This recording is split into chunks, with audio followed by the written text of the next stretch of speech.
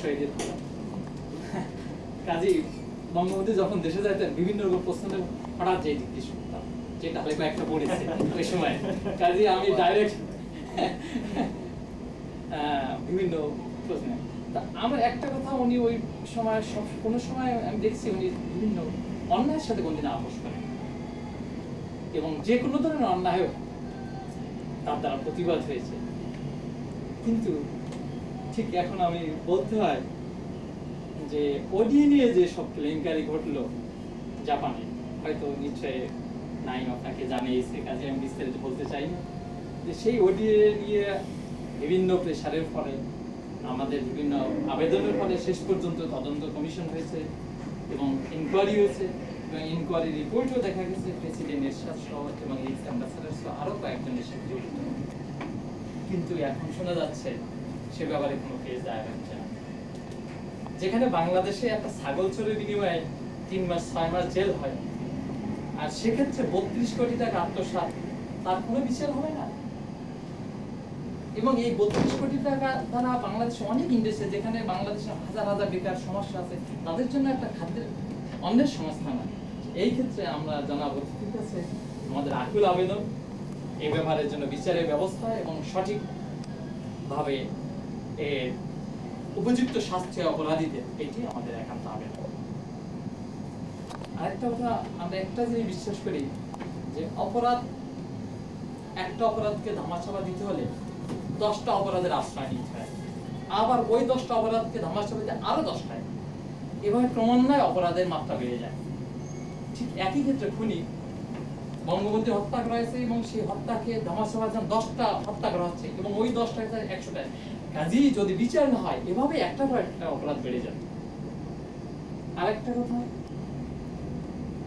আমি গ্রামের সাথে জড়িত, জমিতে যখন দেখছি, ধানের কথাই বলি, আগাছার পরিমাণ বেড়ে গেলে কিন্তু ধান কোনোদিন দেখা যায় না।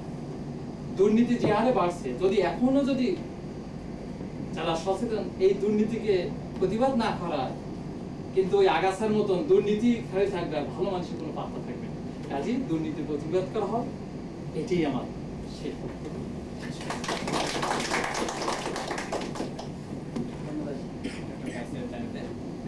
এবার আমি সংক্ষিপ্ত বক্তব্য রাখার জন্য আহ্বান জানাচ্ছি বঙ্গবন্ধু পরিষদের প্রধান 1 নম্বর সহসভাপতি ডক্টর কবির।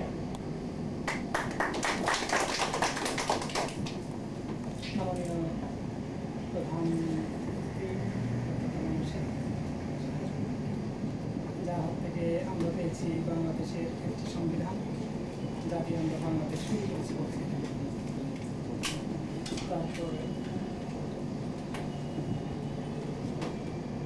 ট্যাক্সিতে চলে যখন আপনার সাথে আসি, তখন বেশ কয়েকটি কথা হয়েছে।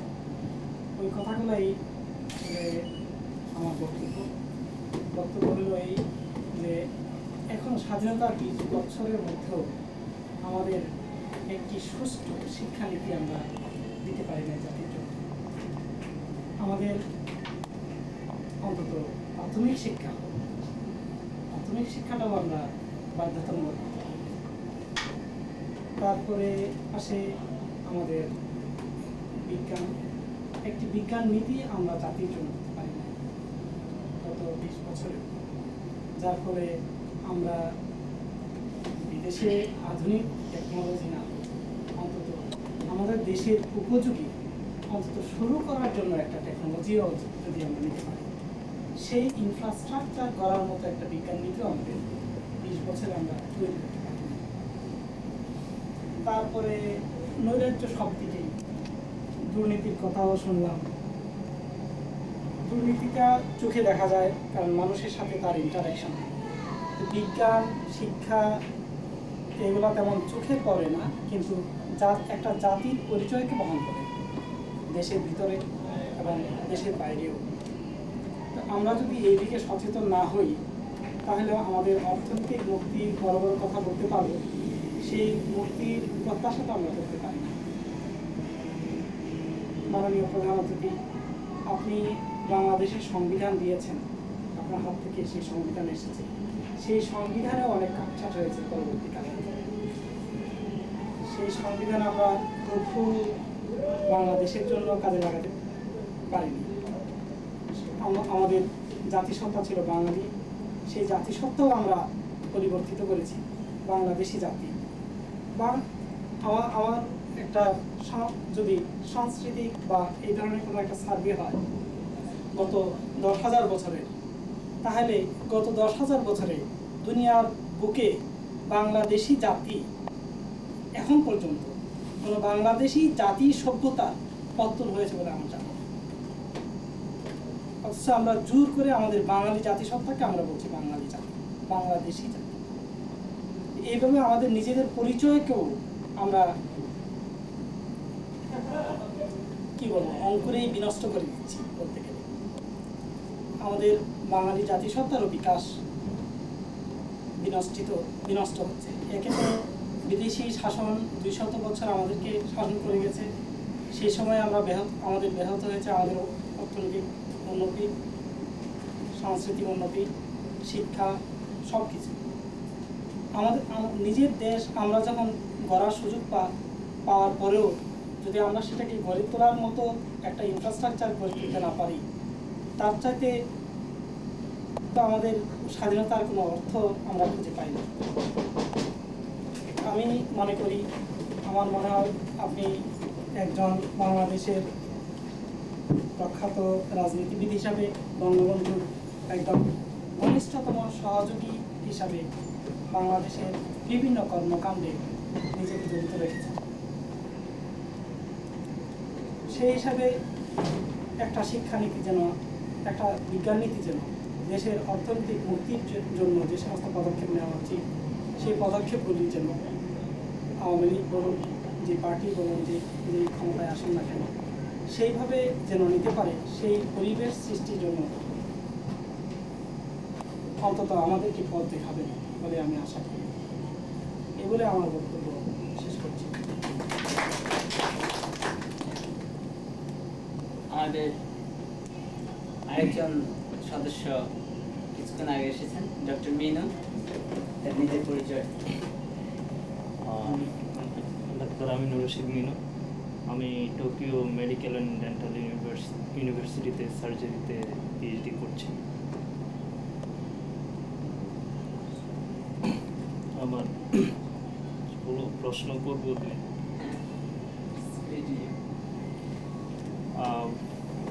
হ্যাঁ, প্রশ্নের আকারেই করি।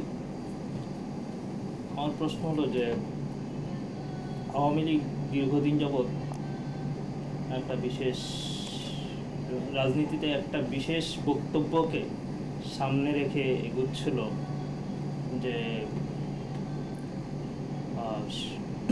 সংসদীয় গণতন্ত্রে প্রত্যাবর্তন করা। খুব রিসেন্টলি আমরা শুনেছি জাপান একটা পত্রিকায় এসেছে যে খালেদা জিয়া সংসদীয় গণতন্ত্রে প্রত্যাবর্তন করার প্রতিশ্রুতি দিয়েছে। যার সেটা সংসদীয় গণতন্ত্র প্রত্যাবর্তন একটা অবশ্যই শুভ দিক আমরা মনে করব, সেটা বিএনপির মাধ্যমেই হোক আর আওয়ামী লীগের মাধ্যমেই হোক। আমি শুনেছি যে 73 সংবিধানে ফিরে যাবে এরকম বক্তব্য দিয়েছে। সেটা কতটা সত্য আমরা ঠিক এখানে বসে জানি না তার সত্যতা। পরবর্তী সময় আমরা লক্ষ্য করেছি বিগত দিনে আওয়ামী লীগ কিংবা অন্য কোনো রাজনৈতিক দলের নির্বাচন পূর্ব বক্তব্য কখনই অর্থনীতি সম্পর্কিত অর্থনৈতিক কর্মসূচি খুব একটা প্রাধান্য পায়নি। আমরা আশা করব পরবর্তী নির্বাচনে আওয়ামী লীগের কাছে আমাদের আশা থাকবে অ্যাটলিস্ট অর্থনৈতিক কর্মসূচি সংক্রান্ত বক্তব্য সংক্রান্ত বক্তব্য নিয়ে তারা মাঠে নামবে। এই ব্যাপারে আপনার মতামত এবং কী ধরনের কর্মসূচি থাকতে পারে সে বিষয়ে একটু আলোকপাত করলে আমরা খুশি হব। ধন্যবাদ। ধন্যবাদ ডক্টর মিনু। এবার যদি আপনাদের তরফ থেকে কেউ কিছু বলতে চান অতি সংক্ষেপে বলতে পারেন। আমি বলবো কি আসলে বলার অনেক কথাই আছে, শেষ হবে না। আমার মনে হয় 35 দিনে শেষ হবে আমার বক্তব্য। সংক্ষেপে বলি আর কি, রাজনীতির পাশাপাশি নয়, রাজনীতি থেকে দূরে বা কিছু জড়িত। যে আওয়ামী লীগ যে দেশটা দিয়েছে পৃথিবীতে, সেটা বাংলাদেশ। আজকে আমার পাসপোর্টে বাংলাদেশের কথা লেখা আছে, এই বাংলাদেশে জন্ম দিয়েছেন বঙ্গবন্ধু শেখ মুজিবুর রহমান। এবং আমি মনে করি আমার বুকের ভিতরে যদি বাঙালি জাতির পিতা কেউ হয়ে থাকেন, মনে করি আজ হোক কাল। আমাদের প্রশ্ন, আপনারা যারা রাজনীতি করেন বা যারা বাংলাদেশের বুদ্ধিজীবী বা আমাদের অভিভাবক যারা আছেন আর কি, আপনারা, আমি জাপানে আসার পরে 7 বছরে আমি কোনোদিন আশাপ্রদ খবর বাংলাদেশ থেকে পাই। সত্যি কথা বলতে আমার বিদেশি স্ত্রী মাঝে মাঝে বলে যে বাংলাদেশে এত সংবাদপত্রে এত খবর থাকে, থাইল্যান্ড উঠে যাচ্ছে, পাকিস্তান উঠছে, ইন্দোনেশিয়া উঠছে, কিন্তু তোমার দেশ দিন দিকে নিচের দিকে নেমে যাচ্ছে কেন? কোনো আশাপ্রদ খবরই পাওয়া যায় না। জাপানের পত্রিকা, আপনার টিভি, রেডিও, মাস কমিউনিকেশন যতগুলো আছে, সেখানে শুধু বাংলাদেশের দারিদ্র থেকেই তুলে ধরা হয়। বারবার সরকার বদল হয়, রাজনীতিবিদরা আসেন, বড় বড় কথা বলেন, কিন্তু কোনো নীতি দেওয়া হয় না। আজকে বাংলাদেশ সবচেয়ে বেশি যে জিনিসটিতে সবচেয়ে সুন্দর, সেটা হচ্ছে যে জনশক্তি। আমার মনে হয় না পৃথিবীতে বাংলাদেশের মতো জনশক্তি আর পৃথিবীতে কোথাও আছে। আমরা মনে করি আপনারা যদি একটা পথ দেখাতে পারেন আমাদের, আপনারা যদি সত্যি কথা বলতে কাজে লাগাতে পারেন, তাহলে মনে হয় না যে বাংলাদেশের জনশক্তিটা ক্ষয় হবে বা সেই জনশক্তিটা তাদের পরিশ্রমটাকে বিদেশি দেবে। আমরা জাপানকে তুলে ফেলবো, কিন্তু আমাদের দেশে কোনো ক্ষতি হবে, আমাদের দেশে কোনো লাভ হবে না। কিছু লাভ হবে সাময়িক বা পরিবার ভিত্তিক হবে, সমষ্টিগত কোনো উন্নতি হবে না। বাংলাদেশের ভবিষ্যৎ সম্পর্কে অর্থনীতি হোক, সংস্কৃতি হোক, সামাজিক হোক, শিক্ষানীতি হোক, আপনারা কি ভাবছেন সেটা সম্পর্কে জানতে চাইব। আর একটা প্রশ্ন ছিল, অনেকদিন যাবত এই পত্রিকা দেখেছি, সেটা হরিপুর তেল সংক্রান্ত। আপনি যদি জড়িত ছিলেন, সিমিস্টার নাকি একটা কোম্পানি, সিমিটারের কোম্পানি আপনার বাংলাদেশের সাথে ব্যবসায়িক লেনদেনের ব্যাপারে জড়িত ছিল। আসলে এটা সম্বন্ধে আমরা খুব একটা ভালো জানি না, ভাষা জানি, কিন্তু আমরা জানি যে বাংলাদেশ যতটুকুই খনিজ সম্পদ রয়েছে বাংলাদেশে, যথেষ্ট আসলে অন্যান্য হয়। এবং বাংলাদেশের যে প্রাকৃতিক সম্পদ, আমার বিশ্বাস বর্তমান সম্পদ দিয়ে বাংলাদেশ তার 8 কোটি লোককে সংস্থান করতে পারে। সেটা আমার কথা নয়, সারা বিশ্বের বিশেষজ্ঞরা বলেছেন, পত্রিকা পড়েছি, যে 8 কোটি লোক যদি 3 কোটি লোকের ভাই হয়ে যদি 3 কোটি লোকের সংস্থা করতে না পারে, তাহলে একটা জাতি থাকা না থাকা। জাপানের আজ কোনো প্রাকৃতিক সম্পদ নেই, তারা উঠে গেছে। একমাত্র এদের নীতি, সুস্থ নীতি ছিল এবং তাদের কি বলে কর্মনিষ্ঠা ছিল, সিনসিয়ারিটি ছিল বলে উঠতে পারছে। আমার বিশ্বাস বাংলাদেশ কিন্তু হারিয়ে যায়, হারিয়ে যাবেও না আমার বিশ্বাস। যে আপনারা এখনো সময় আছে, যদি বাংলাদেশকে তুলে ধরতে পারেন, আমাদের মতো তরুণদেরকে যদি আপনারা কাজ দিতে পারেন, নীতি দিতে পারেন, কর্মক্ষেত্র করে দিতে পারেন, আমার বিশ্বাস যে বাংলাদেশের জাপানে 40 বছর লেগেছে, কিন্তু আমাদের 40 বছর লাগবে না।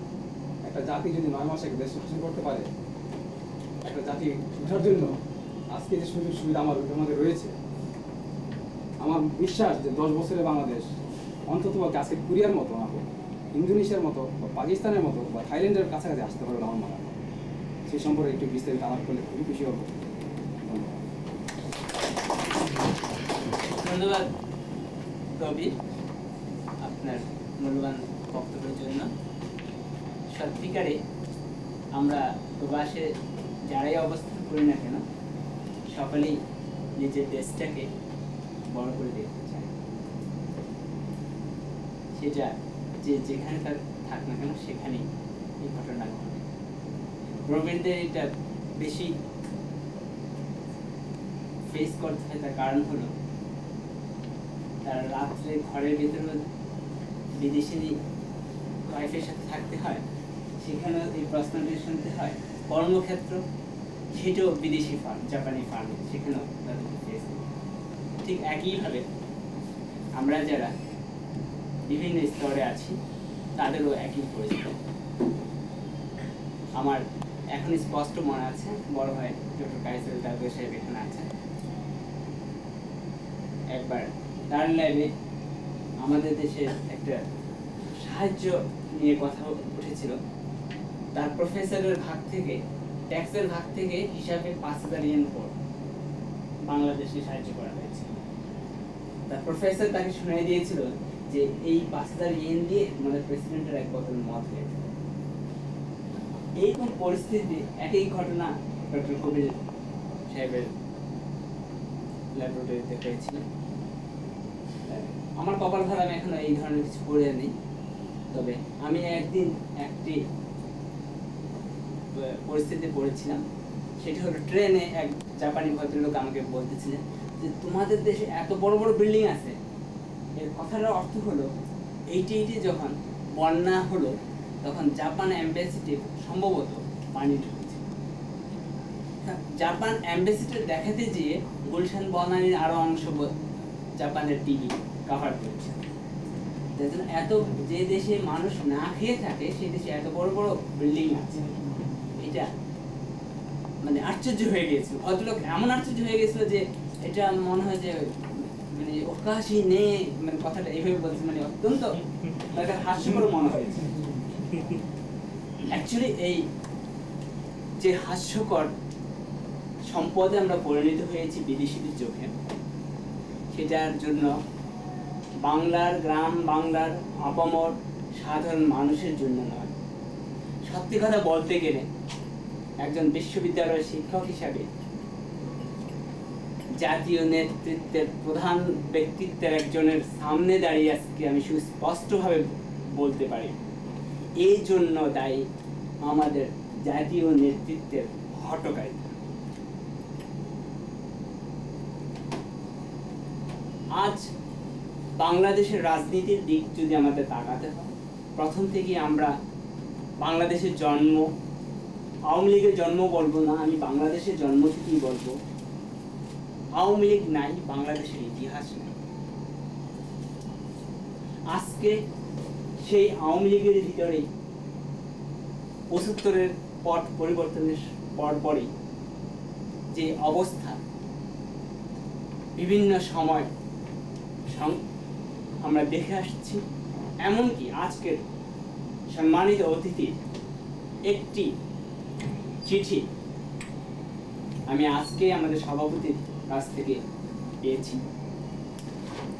উনি আওয়ামী লীগের সভানেত্রী এবং সহকর্মীদের উদ্দেশ্যে লিখেছিলেন, পড়ে সত্যিই প্রবাসে অত্যন্ত খারাপ লাগে। ডক্টর কামাল হোসেনের মতো ব্যক্তিত্ব, যার হাতে রচিত হয়েছে বাংলাদেশের অবকাঠামো, সেই ব্যক্তিত্বকে যদি গুন্ডা দিয়ে অপমান করতে পারে, তাহলে তার চেয়ে লজ্জার আর কোনো বিষয় থাকতে পারে বলে আমার জানা নেই। আমার একদিন খুব খারাপ লেগেছিল, ঢাকা বিশ্ববিদ্যালয়ে কোনো একটা পরীক্ষায় নকল করতে দেব না, এই জন্য বিশ্ববিদ্যালয়ের কিছু ছাত্র পিস্তল থেকে শুরু করে অনেক কিছু নিয়ে এসেছিল আমাকে মারার জন্য। সেদিন অত্যন্ত দুঃখ লেগেছিল, কিন্তু অত্যন্ত সাহসিকতার সাথে সেদিন মোকাবেলা করে নকল করতে দেয়নি ঠিক, কিন্তু এত দুঃখ লেগেছিল যে ওর পরে আমি ঢাকা বিশ্ববিদ্যালয়ের কোনো পরীক্ষা হলে আর ঢুকিনি। ঠিক আজকে যখন প্রধান অতিথির চিঠিটা পড়লাম, তখন আমার দুঃখটা অনেকটা লাঘব হয়েছে। যে জায়গায় ডক্টর কামাল হোসেনকে অপমান করতে পারে, সেই জায়গায় আমি আনোয়ার হোসেন তো একজন সামান্য ব্যক্তি। আমি আবারও আশা করব সম্মানিত অতিথির কাছে, দুঃখ আমাদের সবারই আছে এবং থাকবে, কখনো এটাকে চিরতর আমরা মোচন করে দিতে পারবো না। তবু বঙ্গবন্ধু সৈনিকরা সত্যিকারে বঙ্গবন্ধু সহকর্মীকে যে শ্রদ্ধা দিতে জানে, তা এই টোকিওর বুকে এসেও আপনি তার কিছুটা লক্ষ্য করলেও হয়তো করে থাকবেন। এবং বঙ্গবন্ধু রক্তের দাবিতে দাবি করব ডক্টর কামাল হোসেনরা যেন বাংলাদেশে চুপ হয়ে না যায়। ডক্টর কামাল হোসেনের মতো লোকরা যদি বাংলাদেশে চুপ হয়ে যায়, তাহলে বাংলাদেশের যে চিত্র এখন আছে তাও থাকবে না। তাই আপনাদের যদি আর কারো বক্তব্য থাকে, তাহলে আমি অনুরোধ করব কেউ 2 মিনিটের বেশি সময় না নিয়ে আপনাদের বক্তব্য পর্যায়ক্রমে উপস্থাপনা করার জন্য। দয়া করে 2 মিনিটের বেশি বক্তব্য দেবেন না। আপনাদের বক্তব্যের পরেই সম্মানিত অতিথি তার বক্তব্য পেশ করবেন। প্রশ্নটা আজকে সবাই সভাপতি সাহেবের কাছ থেকে সম্মতিক্রমে মাননীয় ডক্টর কামাল হোসেন সাহেবকে বলতে চাচ্ছি, আমাদের বাংলাদেশে বহু আন্দোলন এই পর্যন্ত হয়েছে। আমার বয়স খুব বেশি না, এই সামান্য নবীন বয়সে আমি বহু আন্দোলনের কথা শুনেছি, বহু আন্দোলনও দেখেছি, বহু আন্দোলনের সাথে সরাসরি যোগ দিয়েছি। আর একটা আন্দোলন আসলে আমরা সবাই করি, বাংলাদেশকে বাঁচাই, বাংলাদেশের অর্থনীতিকে বাঁচাই। আর আপনারাই বাংলাদেশের অভিভাবক, আপনারাই বাংলাদেশের প্রশ্ন করবো না, তো আমি জানতে যাবো, তো সন্তান যেমন তার বাবার কাছে জানতে চাচ্ছি, সেরকমভাবে আমি জানতে যাবো। তো আমাকে মানে দেশের অর্থনৈতিক সামাজিক কাঠামো তুলে ধরার ক্ষমতা আমার নাই, বা বাংলাদেশের যে নৈতিক চরিত্র বর্তমানে নষ্ট হয়ে গেছে, এই নৈতিক চরিত্র সারাদিন লম্বা বক্তব্য দিলে সারাদিন লাগবো, বক্তব্য সাধারণত দীর্ঘায়িত করার ইচ্ছা নাই। আমার কথাগুলো শুধু বঙ্গবন্ধুকে নিয়েই, আর কারোর কথা আমি বলবো না। কথা হলো 1972 সালে, যে 1971 সালে দেশ স্বাধীন হওয়ার পরে দলীয় সরকার গঠন না করে জাতীয় সরকার গঠন করা হলো না কেন, সেটা আমি জানতে চাই। গত নির্বাচনে আওয়ামী লীগের ভরাডুবির কারণটা কি? স্বয়ং আজকে আপনি এখানে উপস্থিত, আপনি এবং বেগম জোহরা তাজউদ্দিন দুজনে চিটাগাং সভানেত্রী শেখ হাসিনা খালেদার সঙ্গে কাঙ্ক্ষিত বিতরণে যান, আপনারা দুজনে একা গিয়েছেন। এই জন্য একটা দেশের মধ্যে ব্লেম উঠছে যে আপনারা দুজনে একটা আওয়ামী লীগের ভাঙ্গন দ্বারা সৃষ্টি করছেন। তার মন্তব্যটা আমি কি জানতে চাই। আজকে শেখ সাহেবের নামের পূর্বে মরহুম শব্দটা ব্যবহার করা হয় এবং জিয়াউর রহমানের নামের পূর্বে শহীদ শব্দটা ব্যবহার করা হয়। দুজনে হত্যাকারীর হাতে হত্যা হয়েছে, একজনকে মরহুম, একজনকে শহীদ বলা হয়। এবং বঙ্গবন্ধু যাতে বলা না হয়, এই জন্য বেগম খালেদা জিয়া টিভি রেডিওর উপর সার্কুলেশন দিয়ে দিচ্ছে। এটার কারণটাকে আমি জানতে চাই। আরেকটা সবচেয়ে যেটা কারণ, আমি শেখ মুজিব যখন মারা যায় তখন আমি ক্লাস 6 পড়ি, তখন আমি কিছু বুঝি না। তবে তার নামটা শুনলে কি জন্য রক্তটা একটু হয়, আমি বুঝি না কি জন্য। শিবিরে বললাম এটাও মারছি অনেক সময় এই কথা নিয়ে। একটা প্রশ্ন আপনার কাছে, যেটা আপনাকে ব্যক্তিগতভাবে উত্তর দিতে হবে।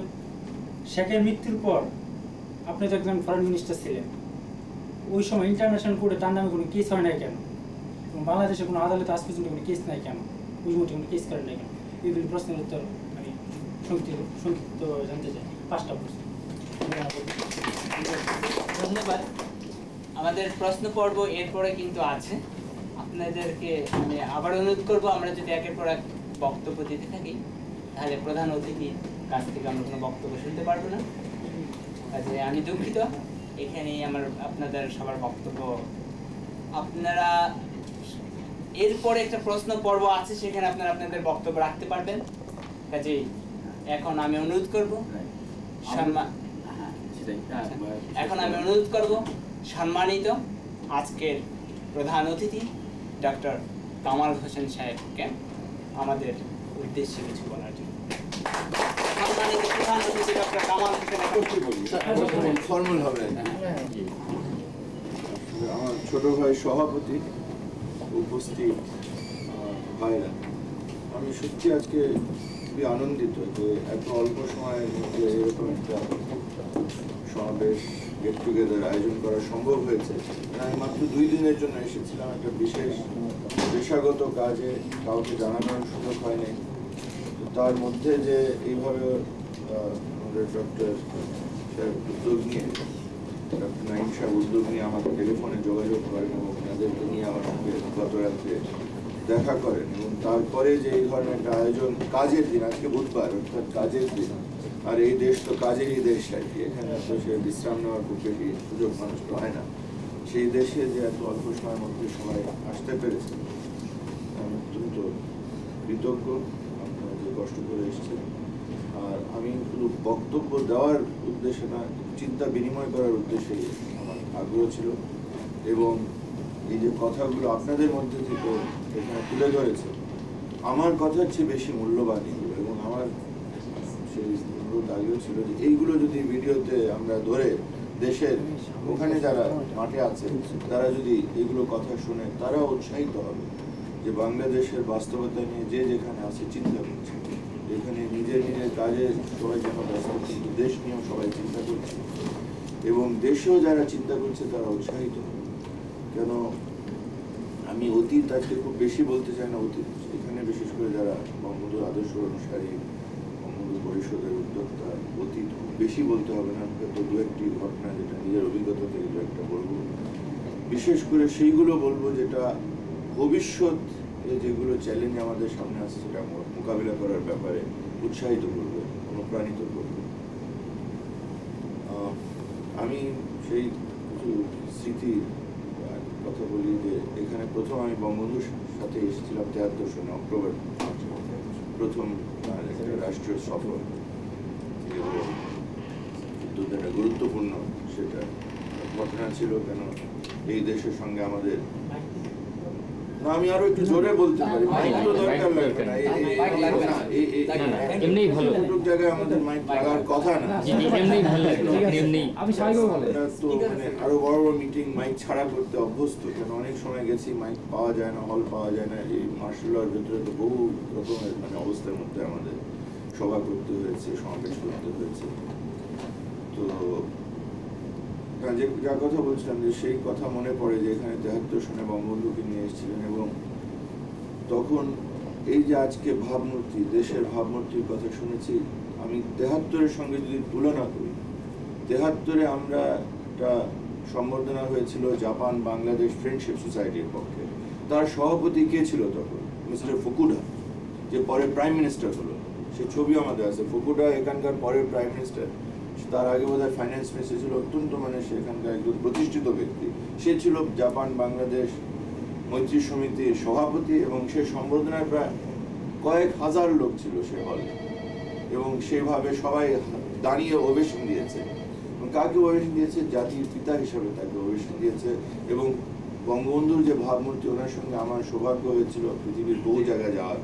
জাপানে গেছি, ইজিপ্টে গেছি, আলজেরিয়াতে সেই শীর্ষ সম্মেলন, নিরপেক্ষ শীর্ষ সম্মেলনে গেছি, কমনওয়েলথ শীর্ষ সম্মেলন, ক্যানাডা, জ্যামাইকা, বহু জায়গায় গেছি।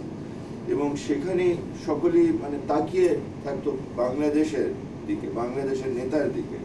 কেন তখন আমাদের মুক্তিযুদ্ধে যে গৌরব আমরা অর্জন করেছিলাম, এটা সকলেরই তখন একটা তাজা ছিল। তারা জানতো যে বাংলাদেশ ডেলিগেশন কারা, এরা মুক্তিযোদ্ধাদের দেশ, এরা যুদ্ধ করে স্বাধীন করেছে দেশ, অসম্ভবকে সম্ভব করেছে। গরিব তো আমরা আরো গরিব ছিলাম, এখন তো হয়তো কিছু আরো কলকারখানা হয়েছে এই 20 বছরের মধ্যে, তখন তো সেগুলো ছিল না, যুদ্ধ বিধ্বস্ত দেশ। সেই অবস্থার মধ্যে কিন্তু আমরা কি সেখানে সম্মান পেয়েছি, সেই কথা তো বলবেন। আরেকটা স্মৃতি এই কথার মধ্যে আসলো, আমরা যখন পাকিস্তান থেকে মুক্ত হয়ে বঙ্গবন্ধু আমরা একই প্লেনে লন্ডনে যখন নামি, সেখানে ব্রিটিশ পুলিশ যে দাঁড়িয়ে আছে, ওখানে তো 6 ফুট লম্বা না হলে পুলিশে তাদেরকে ভর্তি করে না, সে একদম স্ট্যাচুর মতো দাঁড়িয়ে থাকে। সে দেখেছে তার চোখে থেকে পানি পড়লো, সে এক স্টেপ এসে স্যালিউট দিয়ে বললো, স্যার আপনার জন্য আমরা প্রে করছিলাম, আমরা প্রার্থনা করছিলাম। এই ছিল 71-এর অবস্থা, যে মুক্তিকামী মানুষ সারা পৃথিবীতে তখন তাকিয়েছিল বাঙালি জাতির দিকে, তার নেতার দিকে। এবং আমরা যেভাবে যে মূল্য দিয়ে দেশ স্বাধীন করেছি, এর জন্য আমরা সাংঘাতিক সম্মান অর্জন করেছি জাতি হিসাবে।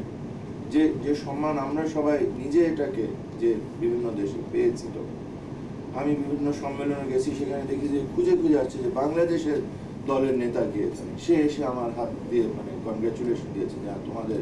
তারপরে বলেছে যে 71-এর আমরা রাস্তায় রাস্তায় দাঁড়িয়ে চাঁদা তুলেছিল, সেইগুলো প্রায় কয়েকশো ছাত্রছাত্রীদেরকে আমরা পেয়েছিলাম সেই 73-এর সমাবেশে। তাই এত দুঃখ লাগে এই কথা শুনে যে আজকে আমাদের ভাবমূর্তিকে ধ্বংস করা হয়েছে। সবসময় এরকম ছিল না, কিন্তু গরিব আমরা ছিলাম, দারিদ্র ছিল, অনুন্নত ছিলাম, আমাদের সেই নিরক্ষরের সংখ্যা 80 ভাগই ছিল, এসবই ছিল। কিন্তু আন্তর্জাতিকভাবে তো আমরা সম্মান পেয়েছি। কেন পেয়েছি? কেন আমরা আদর্শকে ধরে যুদ্ধ করেছিলাম, সে আদর্শের জন্য যে প্রাণ দিয়েছিল আমাদের লক্ষ লক্ষ ভাই বোনরা, তার জন্য কিন্তু জাতি হিসাবে আমরা সম্মান অর্জন করেছি। এইটাকে কেন আজকে অনেকটা আমরা হারিয়েছি? আমি বলবো যে অনেকটা হারিয়েছি, আবার কিছুটা আমি মনে করি আন্দোলনের মধ্যে পুনরুদ্ধার করেছি। আমি এই যে 90-এর পরে যখন বাইরে বেরোচ্ছি, এখন কিছুটা মাথা তুলে দাঁড়াতে পারি, কেন এইটা একটা আন্দোলনের মধ্যে দিয়ে হয়েছে। সবাই ভেবেছিল যে সবকিছু ধ্বংস হয়ে গেছে দেশে, গণতান্ত্রিক মূল্যবোধ, আদর্শ, কিসের আদর্শ? এই যে লুটপাট হচ্ছে, মানুষ কিছু করতে পারছে না, অর্থ এবং অস্ত্রের কাছে মানুষ যেন মনে হয় আত্মসমর্পণ করেছে। ভালো যারা, তারা অনেকেই হতাশ হয়ে যাচ্ছে, অনেকেই দেশ ছেড়ে চলে আসছে। এই যে এখানে আমি দেখি অনেকগুলো কিন্তু নেতৃস্থানীয় ছেলেমেয়ে, এখানের চেয়ে বেশি। এখানে তো অনেকে দেখছি যে বিভিন্ন কাজকর্ম মানে লেখাপড়া করার জন্য এসেছে, কিন্তু আমি নিউ ইয়র্কে বিশেষ করে এখন রাস্তায় মানে কিছুক্ষণ হাঁটলেই, আমি এখান থেকে নিউ ইয়র্ক যাচ্ছি, মানে পদে পদে দেখা হয় এই অমুক ছাত্রলীগের সভাপতি, ওই অমুক জেলার ছাত্রলীগের প্রেসিডেন্ট, সেক্রেটারি, নেতৃস্থানীয় ছেলেরা সব এখন বিভিন্ন জায়গায় গেছে লেখাপড়ার জন্য, অন্য কাজে, কিন্তু অনেকটা হতাশ হয়ে আমরা কিছু পারছি না, কিছু হবে না, আন্দোলনও হবে না, এই স্বৈরতন্ত্র চলবে, এই দুর্নীতি থাকবে, পারা যাচ্ছে না। এই অবস্থার মধ্যে আমরা যারা বঙ্গবন্ধুর কর্মী হিসাবে রাজনীতিতে এসেছি, আমাদের খুব কষ্ট করতে হয়েছে ছেলেদেরকে এই কথা বলতে যে না হবে। এর চেয়েও খারাপ দিন আমরা দেখেছি 60-এর দশকে, যখন আমার বয়স যখন 66-তে, যখন 7ই জুন ঘটে, 6 দফা দেওয়ার পরে যখন 7ই জুনে বিরাট আক্রমণ হয়, যখন প্রথম মনু মিয়া সহ অন্যরা মারা যায়, যে আমরা সেদিনকার চিত্র এখনো চোখের সামনে ভাসে। সবাই ইত্তেফাক পত্রিকাকে বন্ধ করে দেওয়া হয়, বঙ্গবন্ধু, মানিক মিয়া সবাইকে গ্রেফতার করা হয়। তখন আমরা কৌশলী হিসাবে প্রথম সামনে এসেছি, 25 বছর হয়ে গেছে, তখন আমার বয়স ছিল 29 বছর, তো এই এজ গ্রুপের মধ্যে ছিলাম। তো তখন যে কি কঠিন অবস্থা ছিল সেও মনে পড়ে। তো আমি ছেলেকে বলতাম না, তোমরা অবশ্য 75-এর পরে আমাদের খুব কঠিন সময় গেছে, কেন যেভাবে হত্যাকাণ্ড চালানো হচ্ছে, এটা আমরা তখন দেখি না। এটা ঠিকই যে নেতৃবৃন্দকে জেলখানার ভেতরে হত্যা করা হচ্ছে, যে সপরিবারে হত্যা করা হচ্ছে, এইটা 60-এর দশকে অবশ্যই ঘটে না। কিন্তু আমরা আগরতলা মামলা দেখেছি, আগরতলা মামলা মোটামুটি হত্যা করার জন্য নিয়েছিল, এটা যে কোনো সন্দেহ নেই। কেন এই যে সার্জেন্ট জহুরুল হককে, ফজলাকে যেদিন হত্যা করলো, সেদিনকার ঘটনাগুলো চোখের সামনে আসছে। এবং বঙ্গবন্ধুকে সেদিন হুমকি দিয়েছে যে আপনি যে এখন যদি যে একটা সমঝোতা না করেন, তো এখানে আর এই লোকজনকে নিয়ন্ত্রণে রাখা যাচ্ছে না, যে কোনো মুহূর্তে যে কিছু ঘটে যেতে পারে। সেই কথাটা মনে আছে, তিনি পাইপের হাত নিয়ে হাসতে হাসতে বলেছিলেন, কেন কৌশলী হিসাবে আমি সেখানে ডেলি ওনার সঙ্গে দেখা, যে আমার সামনে ওই জেনারেল মুজাফরউদ্দিন এই কথাগুলো ওনাকে বলছে, দেখেন এখানকার অবস্থা খুব থমথমে, এই যে গুলি করেছে পাঞ্জাবি সৈনিকরা, এদের তো আমাদের নিয়ন্ত্রণের বাইরে চলে যাচ্ছে, এখন আপনি তাড়াতাড়ি চলে গিয়ে একটা কিছু বোঝাপড়া না করলে যে কোনো জিনিস ঘটে যেতে পারে। আমার মনে আছে উনি একদম আনডিস্টার্ব পাইপ হাতে নিয়ে হাসতে হাসতে বলেছে যে মুসলমানের মৃত্যু তো একদিন হয়, নির্দিষ্ট সময় হবে, যেখানে আমার মৃত্যু আর হবে, কিন্তু আমি তো আদর্শ বিসর্জন দিয়ে কোনো সমঝোতা দিতে পারবো, আর আমি একজনকেও ছেড়ে এখান থেকে বের হয়ে যাব না।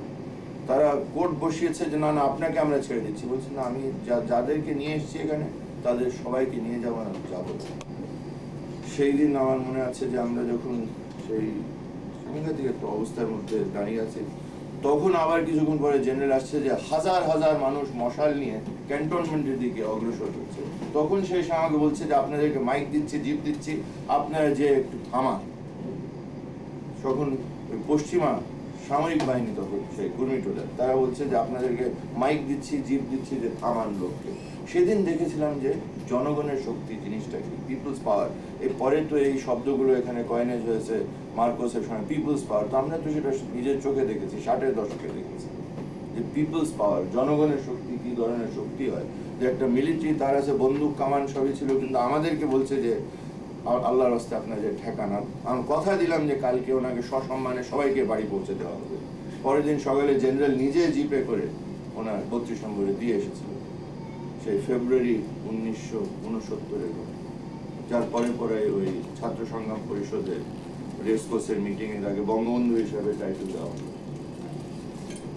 এই কথা, এই ইতিহাস এই কারণে বলছি যে অনেক সময় আমরা যখন হতাশ হয়ে যাচ্ছিলাম, এই বিশেষ করে 87-88 আন্দোলন একটা ধাক্কা খাওয়ার ফলে। কেন 85-তে একবার আমরা অগ্রসর হলাম, 84-তে অনেক অগ্রসর হলাম, 84-তে উপজেলা ইলেকশন আমরা বন্ধ করলাম, 2বার তারা নির্বাচন ঘোষণা করে করতে পারেনি, কেন আন্দোলন ছিল মাঠে। এবং আমি বলবো যে আন্দোলনের কৃতিত্ব সকলের, জনগণের কৃতিত্ব সবচেয়ে বেশি। আন্দোলনরত যারা জনগণ করেছে, যারা অনেক মানুষ করেছে, সকলেরই কৃতিত্ব। আর আমি সেই দলীয় দৃষ্টিভঙ্গি থেকে অন্যদের অবদানকে ছোট করতে চাই না, কিন্তু বঙ্গবন্ধুর যে অবদান, সেই যে আন্দোলনের মধ্যে দিয়ে জনগণকে ঐক্যবদ্ধ করলে এর মধ্যে দিয়ে একটা শক্তি সৃষ্টি হয়, এই কথা উনি বলতেন 66 থেকে বলতেন। যখন 66 উনি বলা শুরু করলেন তো অনেকেই বিশ্বাস করতো না, অনেকেই বলতো যে এগুলো কি সম্ভব, এত বড় সামরিক বাহিনীর বিরুদ্ধে খালি খামাখা বক্তৃতা দিয়ে আর বাঁশের লাঠি দিয়ে হবে নাকি। কানে শুনেছি, দেশের লোকের কাছে শুনেছি, ইভেন যারা অনেক প্রোগ্রেসিভ রাজনীতি করতেন তাদের কাছে শুনেছি, এগুলো অবাস্তব চিন্তা, হটকারিতা, এগুলো কি সম্ভব বাঁশের লাঠি দিয়ে। আমি তখন শিক্ষকতা করি, তরুণ শিক্ষক, আমাদের যে শিক্ষকদের যে কমন রুমে বিরাট এগুলো নিয়ে তর্ক বিতর্ক হতো, যা খামাখা আপনারা এগুলো বলেন নাকি, এটা একটা অশিক্ষিত নেতাকে নিয়ে আপনারা এইভাবে মাথায় টেপেছেন, এইগুলো আমাদের শুনতে হয়েছে তখন। কিন্তু ওনার একটা এই যে এটা বিশ্বাস ছিল যে না, জনগণকে যদি সচেতন করা যায়, অধিকার সচেতন যদি মানুষ হয়, ঐক্যবদ্ধ যদি হয়, সকলেই এক জায়গায় যদি দাঁড়ায়, এই শক্তির সামনে কেউ টিকতে পারবে না। এটা আমাদেরকে উনি বারবার বলেছেন। যে আমার ওনার 59 সনে যখন প্রথম দেখা হয়, একদম তখন কড়া মার্শাল ল, সবাই মানে ভয়ে ভয়ে থাকে, কেউ মানে বেরোয় না, বেশিরভাগই লোক জেলে, আন্ডারগ্রাউন্ডে। তো উনি হাসতে হাসতে বলেছেন, কতদিন এরা থাকবে, জনগণ তো আমাদের, এই পশ্চিমা সামরিক বাহিনী কতদিন থাকবে, 5 বছর, বেশি হলে 10 বছর।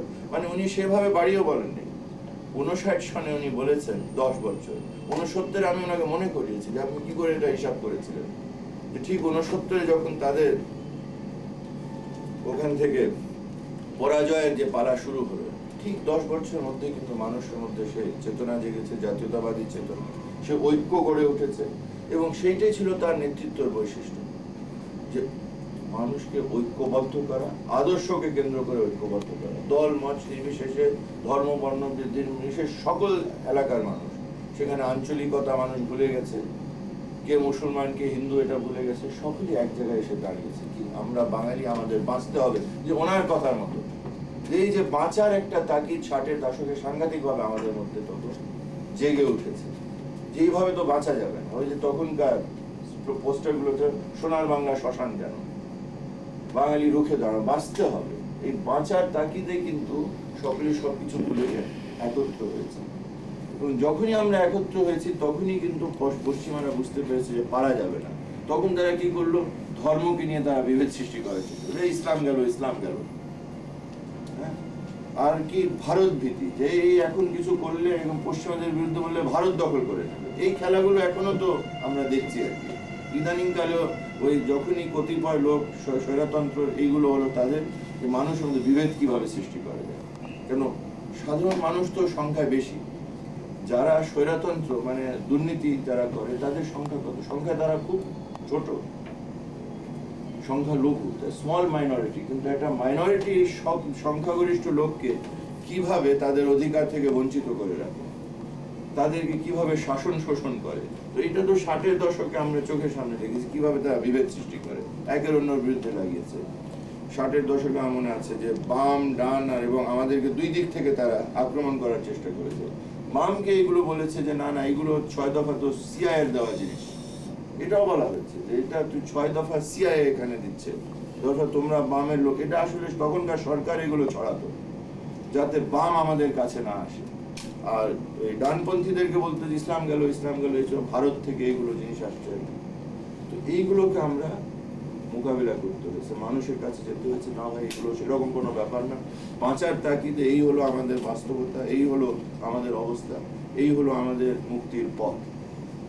অর্থনৈতিক বৈষম্য যেটা ছিল পশ্চিম পাকিস্তান আমাদের এদিকে, এগুলো আমরা তুলে ধরে মানুষ যখন এটা বুঝতে পারলো যে না এগুলো সব ভাওতাবাজি, ইসলামও ধ্বংস হবে না, আর এটা সিআইএরও ব্যাপার না, আর বামে যারা ছিল বিশেষ করে ছাত্রদের মধ্যে ঐক্য গড়ে উঠলো, সর্বদলীয় ছাত্র ঐক্য পরিষদ, এইটাই কিন্তু শেষ করলো।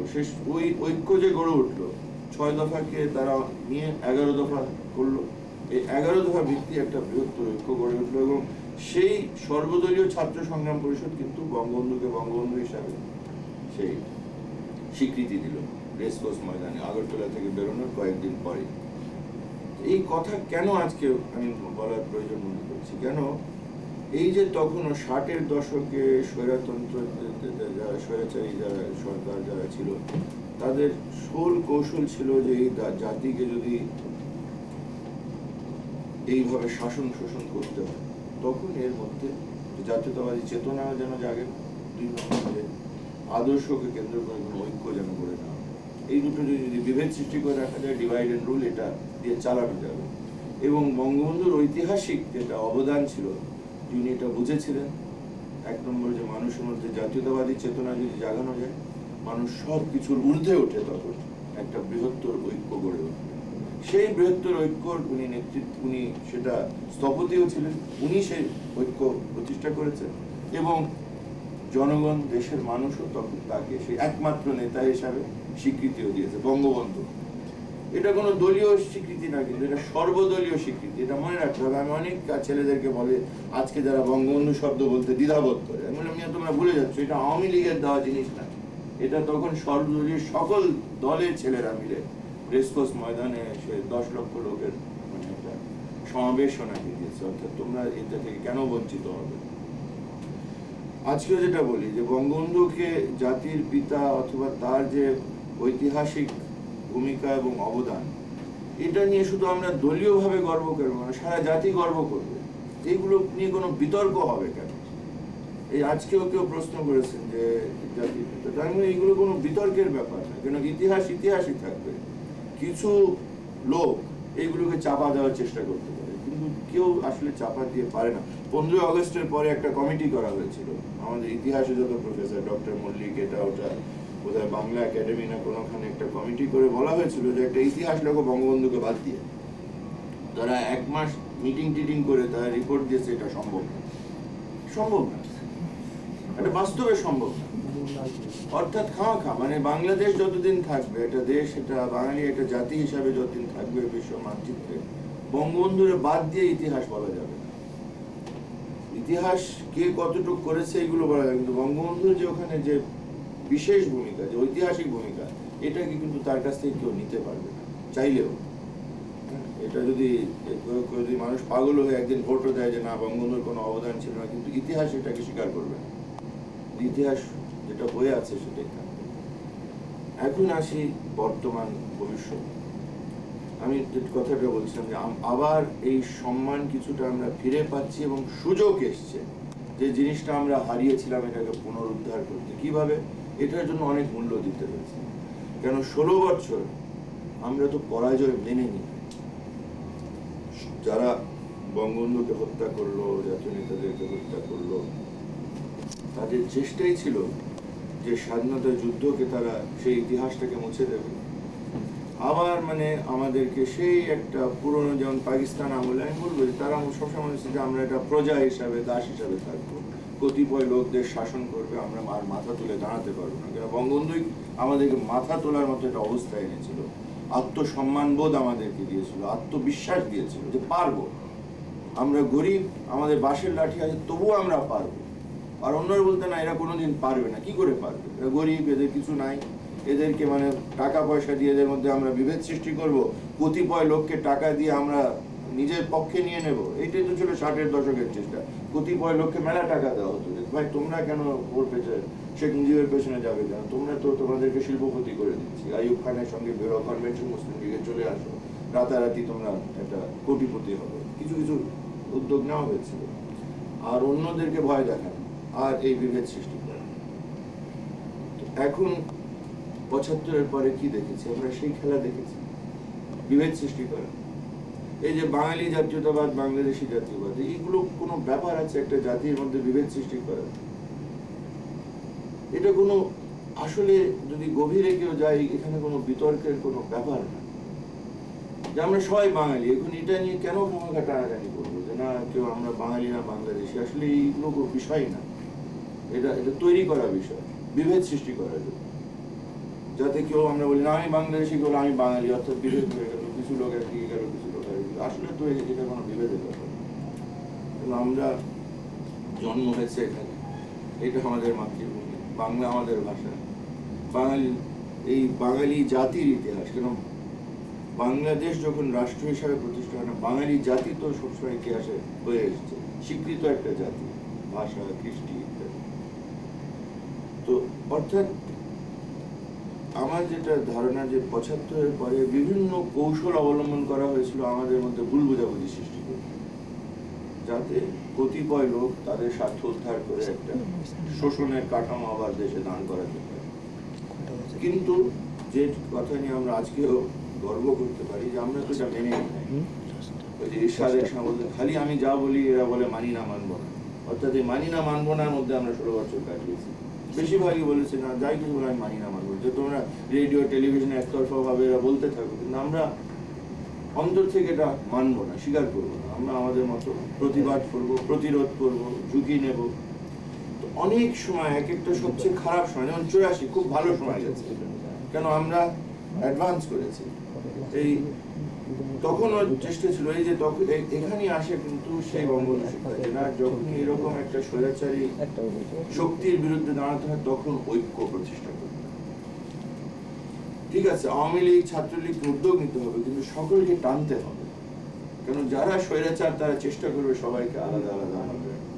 কেউ একজন বললো যে আওয়ামী লীগ, ন্যাপ, কমিউনিস্ট পার্টির কাছে আসে না, কিন্তু কিছু কিছু বিষয়ে তো আরো বৃহত্তর ঐক্য করা সম্ভব, যেটা আমরা করেছি, যেটা ৮৩ সন থেকে আমরা যেটা করা শুরু করেছি, যে না একটা বৃহত্তর ঐক্য করতে হবে। একটা এই যে যারা স্বৈরাচারী একটা গোষ্ঠী, তাদেরকে যদি আমাদেরকে আইসোলেট করতে হয় এবং তাদেরকে তারা অস্ত্র এবং অর্থ দিয়ে যেটা চেষ্টা করছে দেশকে নিয়ন্ত্রণ করতে, এদের কাছ থেকে মুক্ত করতে হলে জনগণের একটা বৃহত্তর ঐক্যের প্রয়োজন আছে।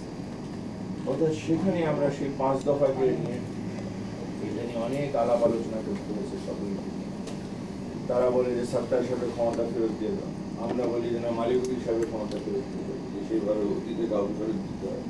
তখন আমরা বললাম যে এইগুলো টানাটানির মধ্যে গিয়ে লাভ নেই, একটা জনগণ হলো ক্ষমতার মালিক। এইটা হলো কিন্তু আমার মূল কথা আজকে, এবং সংবিধানেরও কথা। আসল কথা এইটাই যে যেটা আমরা সংবিধান লিখতে গিয়ে, সংবিধান লেখাটা আমার কিন্তু খুবই কম, কেন যে দেশের মধ্যে যে ঐক্য গড়ে উঠেছিল, যে ঐক্যমত গড়ে উঠেছিল, আমার কাজ খুব সহজ ছিল যে জনগণের আশা আকাঙ্ক্ষা কি আদর্শকে কেন্দ্র করে যুদ্ধ হলো। এই যে তরুণ ছেলেরা হল থেকে ঝাঁপিয়ে মানে বন্দুক হাতে নিয়ে মাঠে চলে গেল, কি আদর্শ তাদেরকে অনুপ্রাণিত করেছে, এটাকে জাস্ট জানা, বোঝার চেষ্টা করা, এটাকে ভাষা দেওয়া। অর্থাৎ খুব সহজ কাজ ছিল আর কি, না এইগুলো ব্যাপারে ঐক্যমত আছে দেশে।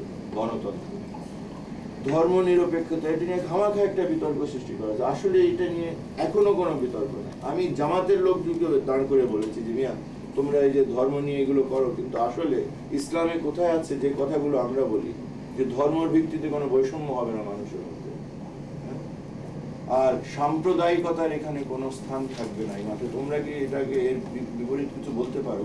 সামনাসামনি তো না না না আমরা তো সাম্প্রদায়িকতা বিশ্বাস করি, তাহলে তোমরা ধর্ম নিরপেক্ষতার বিরুদ্ধে তো বলে বেড়াও যে আমরা নামাজ বন্ধ করেছি, মসজিদ বন্ধ করে দিয়েছি, ইসলাম ধ্বংস হয়ে যাচ্ছে। কিন্তু ধর্ম নিরপেক্ষতা যেটা আমরা স্পষ্ট ব্যাখ্যা করেছি, এটা কি ছিল যে সাম্প্রদায়িকতার এখানে কোনো স্থান থাকবে না, আর ধর্মকে রাজনীতির হাতিয়ার হিসাবে ব্যবহার করা যাবে। তোমরা কি এটা রাজনীতির হাতিয়ার হিসেবে ব্যবহার করে, কিন্তু সামনাসামনি তো এটা বলতে পারে না যে আমরা এটা করি। আর যে অর্থে আমরা সমাজতন্ত্র বলতাম, আমরা তো সেই সোভিয়েত ইউনিয়নের সমাজতন্ত্র কোনোদিন করার কথা সেখানে লিখিনি, সেটাও আমরা ব্যাখ্যা করেছিলাম যে মানুষের মধ্যে বৈষম্য থাকবে না, মানুষ মানুষকে শোষণ করবে না। তো এইটা তো যে কোনো আজকে যদি ফ্রি ইকোনমি যারা করে তারা তো কিন্তু বলবে না যে মানুষ মানুষকে শোষণ করবে, এটাকে জায়েজ করে দেওয়া। অর্থাৎ যে মূল্যবোধ, যে আদর্শকে কেন্দ্র করে আমাদের ৭১ ঐক্য গড়ে উঠেছিল, আমার বিশ্বাস যে আজকেও এই মূল্যবোধ দেশে আছে, মানুষের মাঝে আছে। এটা ভাষার লড়াই, শব্দের লড়াই। কেউ কেউ চেষ্টা করে না না এই আওয়ামী লীগ সমাজতন্ত্রে বিশ্বাস করে, অন্যরা ফ্রি ইকোনমি বিশ্বাস করে। আমরা দেখি আজকের বাস্তবতার প্রেক্ষিতে এই ধরনেরও বিতর্ক হয় না। কেন আজকেও আমরা চাই যে না উৎপাদন বৃদ্ধি হোক, দেশে অর্থনৈতিক উন্নয়ন হোক, কিন্তু এটাও আমরা চাই না যে বিরাট একটা বৈষম্য সৃষ্টি হোক, কতিপয় লোকে যে সবকিছু মানে কুক্ষিগত হবে আর বাকি মানুষগুলো সব বঞ্চিত, এটাও আমরা চাই না। চাই তখন বলে চাই না। আমি সিভিল সার্ভিস একাডেমিতে আমাকে একবার বক্তৃতা দিতে এই ফাঁকে ফাঁকে পেয়ে গেছি, এই ওখানে প্রিন্সিপাল হলো আমাদের একজন, যে বললেন যে ঠিক আছে আমি ঝুঁকি নিয়ে আপনাকে আমন্ত্রণ করলাম। দেখলাম যে যত জয়েন্ট সেক্রেটারিদের কোর্স আছে, দেখলাম ছোট চুল কাটা কিছু ব্রিগেডিয়ারও আছে, হ্যাঁ 5-6 জনকে দেখলাম ছোট ছোট চুল কাটা, বুঝলাম যে হ্যাঁ ওই মহলের লোক। তো আমি এইভাবে বক্তৃতা করেছি, আমি বলছি দেখেন আমি এখানে, এটা তো একটা একাডেমিক বক্তৃতা, কিন্তু আমি প্রশ্ন রাখতে চাই যে এই যে আমরা 72-এ কনস্টিটিউশন করেছিলাম, এটা নিয়ে একটা খামাখা ভুল বোঝাবুঝি সৃষ্টি করার চেষ্টা, বলেন আমরা কি দেশে এই যে কথাগুলো বললাম ধর্ম নিরপেক্ষতাকে নিয়ে একটা সাংঘাতিক বিতর্ক সৃষ্টি করার চেষ্টা হয়েছে, এখনো করে অনেকে। আমি বললাম যে বলেন এইগুলো আপনারা একজনও যদি আমার সঙ্গে দ্বিমত পোষণ করেন হাত তোলেন যে সাম্প্রদায়িকতা বাংলাদেশে হওয়া উচিত, কেউ চান এটা? কেউ বলে না যে এখানে সাম্প্রদায়িকতা হওয়া দরকার। বলি আপনারা চান যে রাজনীতিকে রাজনৈতিক অস্ত্র হিসাবে ব্যবহার করা হয়, একজনও হাত তোলে না। আর রাজনীতির বেসিসে বৈষম্য হোক, এটা কেউ চান? আমি এই 3টেই জিনিস লেখা হয়েছিল, অর্থাৎ এটার ব্যাপারে কারো দ্বিমত নেই। মানুষ মানুষের উপরে শোষণ করবে, এটা চান? ওই 22 পরিবার পাকিস্তানের মতো এখানে তৈরি হবে, যার হাতে সবকিছু কুক্ষিগত হবে, এটা আপনারা চান? কেউ চায় না। ভাবলাম যেখানে আমাদের দেশের বৈশিষ্ট্য হলো যে 11 কোটি মানুষ, কিন্তু আমরা আমাদের মধ্যে ঐক্যমত আছে, আমরা গণতন্ত্রে বিশ্বাস করি, আইনের শাসনে বিশ্বাস করি, মানুষ মানুষের উপরে শোষণ করবে এটা আমরা চাই না। এখানে ধর্মকে ভিত্তি করে মানুষের মধ্যে বৈষম্য সৃষ্টি করা হবে, এটা আমরা চাই না। বা হিন্দু বা মুসলমান, আমরা এটা কেউ চাই না। বাঙালি হিন্দু, বাঙালি মুসলমানের এটা বৈশিষ্ট্য যে আমরা কাটাকাটি করি না। সে বৈরুতে করে, শিয়া সুন্নির যুদ্ধ হয়, ইরাকে হয়, বিভিন্ন মুসলমান দেশে হয়, কিন্তু বাংলাদেশ, পূর্ব বাংলা যেটা ছিল, এটা আমরা যুগ যুগ ধরে গর্ব করেছি যে আমাদের দেশে এটা নাই, সাম্প্রদায়িকতা নাই, হিন্দু মুসলমান পাশাপাশি আমরা থাকি, সুখে দুঃখের সাথী। তো এই জিনিসটা আমরা কেন হারাবো আজকে? কোন দুঃখে এটা আমরা হারাবো? তো এই জিনিসটা কিন্তু আমাদেরকে ধরে রাখতে হয়েছে, যে ঐক্যর মধ্যে দিয়ে বাংলাদেশ প্রতিষ্ঠা হয়েছে। 75-এর পরে বহু চেষ্টা হয়েছে মানুষকে বিভ্রান্ত করতে, মানুষের মধ্যে বিভেদ সৃষ্টি করতে, একে অন্যের বিরুদ্ধে লাগে। আঞ্চলিকতা তারা পরিকল্পিতভাবে চেষ্টা করেছে ব্যবহার করতে, যে কি দক্ষিণ বাংলা, আমি বরিশালে তো দক্ষিণ বাংলা আসলে দক্ষিণ বাংলা ঠিক আছে আপনারা করেন, আমাদের কিছু বাংলাদেশের জন্য করতে দেন। আর কি বৃহত্তর চট্টগ্রাম সংগ্রাম পরিষদ, অসম্ভব এইসব জিনিসগুলো তৈরি হচ্ছে। আর ওই স্বৈরতন্ত্রের লোকগুলো যে বলতো যে হ্যাঁ এই বড় সাহেবকে একটু সম্বর্ধনা দাও, এখানে বিশ্ববিদ্যালয় করে দেবে, এইখানে কি পিজি করে দেবে, এখানে এটা কি করে দেবে, এখানে সব জায়গায় কিছু কিছু মানে মিথ্যা প্রতিশ্রুতি, এগুলো দেওয়ার মতো অবস্থা নেই, কিন্তু এই একটা কিছু আঞ্চলিকভাবে একটা কিছু চাপ হয়ে যাবে, এই মধ্যে দিয়ে আঞ্চলিকতাকে সব জায়গায় চাঙ্গা করা। তো এটার অর্থ কি? যে আমাদের জাতীয়তাবাদী চেতনার উপরে আক্রমণ। এই জিনিসটা আমাদের ধরে রাখতে হয়েছে, এবং বঙ্গবন্ধু পরিষদের করার পেছনে এই চিন্তাটা ছিল যে যে আদর্শগুলোকে কেন্দ্র করে বঙ্গবন্ধু জাতিকে ঐক্যবদ্ধ করেছে। দল, আমরা বহুদলীয়, এখানে একজন বলছেন যে বেশি দল, বহু দলীয় দল করার অধিকার একটা মৌলিক।